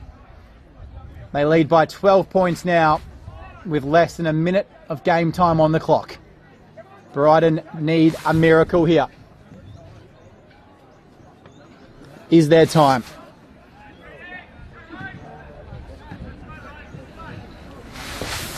Thrown up once again, and all must go right for the Bombers, but Gray gets it, clears it towards 60 out from goal, looking for a bit of icing on this cake now. The crowd sit back in their seats. They know they've done 95% of the work, and they just need to hold it in. Tackle down, holding the ball. Brighton have got to go. No time to waste. Couple of numbers behind the ball. Wellesby provides a great contest. Warner, was he tripped? He wanted a free kick. Umpires not coming to that party. And District can just take the remaining time off the clock. Inconsistent Port District. It's been the way all season. In games today, their first half, they were nowhere. But they're that good. They only need a quarter to turn it on and turn the game. So they'll head to second on the Adelaide Footy League ladder as it stands. And Brighton will remain on the bottom. After a 1-point win last week, the Bombers looked like they could string together a couple in a row. Is there time? Mark on the cusp of 50. Here's Tarka. He's got to go back. He's got to kick it in the next 5 or 6 seconds, you reckon? And even then, the best the Bombers could hope for is perhaps a draw. Tarka did the calculations 2 minutes ago. He does the maths and puts through a lifesaver. The life buoy has been thrown out. How much fuel have the Bombers got left in the plane? And how much time is left in this game? We've had an 8-goal quarter. The third quarter was a 9-goal quarter, and that went for 28 minutes. And we've ticked just beyond 26 and a half now. 27 gone. There can't be more than 30 seconds here. The Bombers just won't surrender. Lysett puts the arm out, blocked. The bounce of the ball needed to go the way of the Bombers. He might have dived on that. Thought that might have been a free kick. Ball's on the ground. Port District player dived on top of it. Umpire said no. Balls it up. Scotty Lysett rips it out of the ruck. Need a mark. Venning all the way back. Needs to get up and take it and go. Seconds remaining. A final Bombers thrust. It'll go inside 50. It's all District. There's no one there. Running onto it, Francis. All the way, he was pushed. They've done it. They've done it. It's a tie ball game. Jackie Francis is a hero. But it's 91 apiece. No one's going home with the win yet.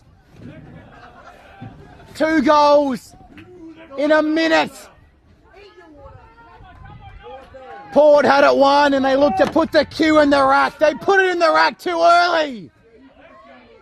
And the Bombers have a chance. Momentum flooding towards the left of screen. 13-13, 91 apiece. 30 seconds we've been told. Lysett in the ruck, opposed to Reed. Hit out massive. Lysett wins it. O'Loughlin Johncock, who can take possession. It's going the way of Port District off the pack. Coming back towards halfway. The sprint is on. Whatever you have left in the tank, pull it out now. Haynes, was he held? Off the boot.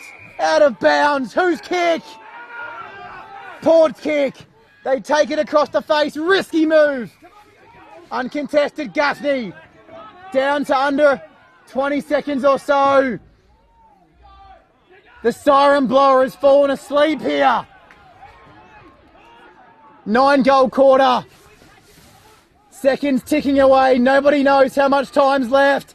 To the teeth of goal, but Brighton have pushed Higgins back.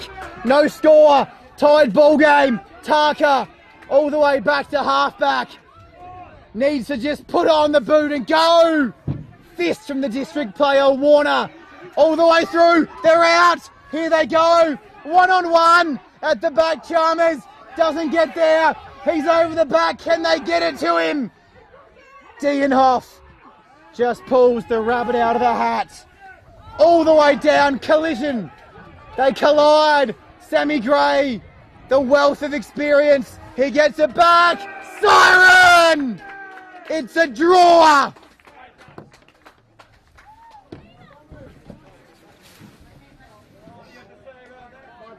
You just don't know what to do. Why don't we come back next week and play it all again? Both teams will have different opponents, of course. They both take one premiership point. And when you analyse it, nobody deserved to lose, but perhaps nobody really deserved to win. A game of two halves. And we can all take a breath now, as we wait on the goal umpires just to make sure the scores are correct, of course. They get their flags out and they wave it off, so we have an official draw here at Port District. What a last quarter and what a final 5 minutes. That quarter went 30 minutes on the dot in the end. Tough to pick a best on ground contender, but we'll have a think about that and give our 3, 2 and 1 out. Thanks to Archie's, of course. Our best on ground wins a pair of Archie thongs and a Dartfish beanie. Our Jag Meatworks snag of the day will go to, I think we'll give it to Jakey Tarker for his 2 goals in that fourth quarter when it looked like it was all lost for Brighton to rescue a draw. And who knows? 1 premiership point at the end of the season could be the difference between relegation and surviving. It could also be the difference between making finals or not. That'll all come to pass in future weeks. But what a game we were treated to here at Port District this afternoon.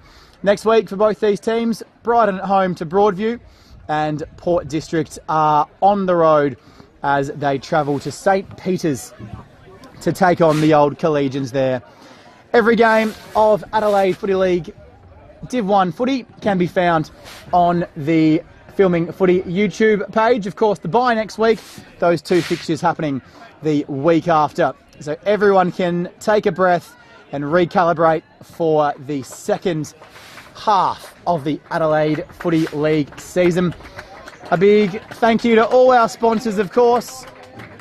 Sporto and Hahn, Filming Footy, Dartfish, Farmers Leap, Archie's, Make Sure Ratify, Farmers Leap Winery at Padthaway, Born to Build, the Wakefield Sports Clinic, the Bianco Mark of the Week, the Jag Meatworks Snag of the Day, and of course the Between the Posts weekly footy show with Tommy Javor and friends on the Adelaide Footy League Facebook page Monday nights.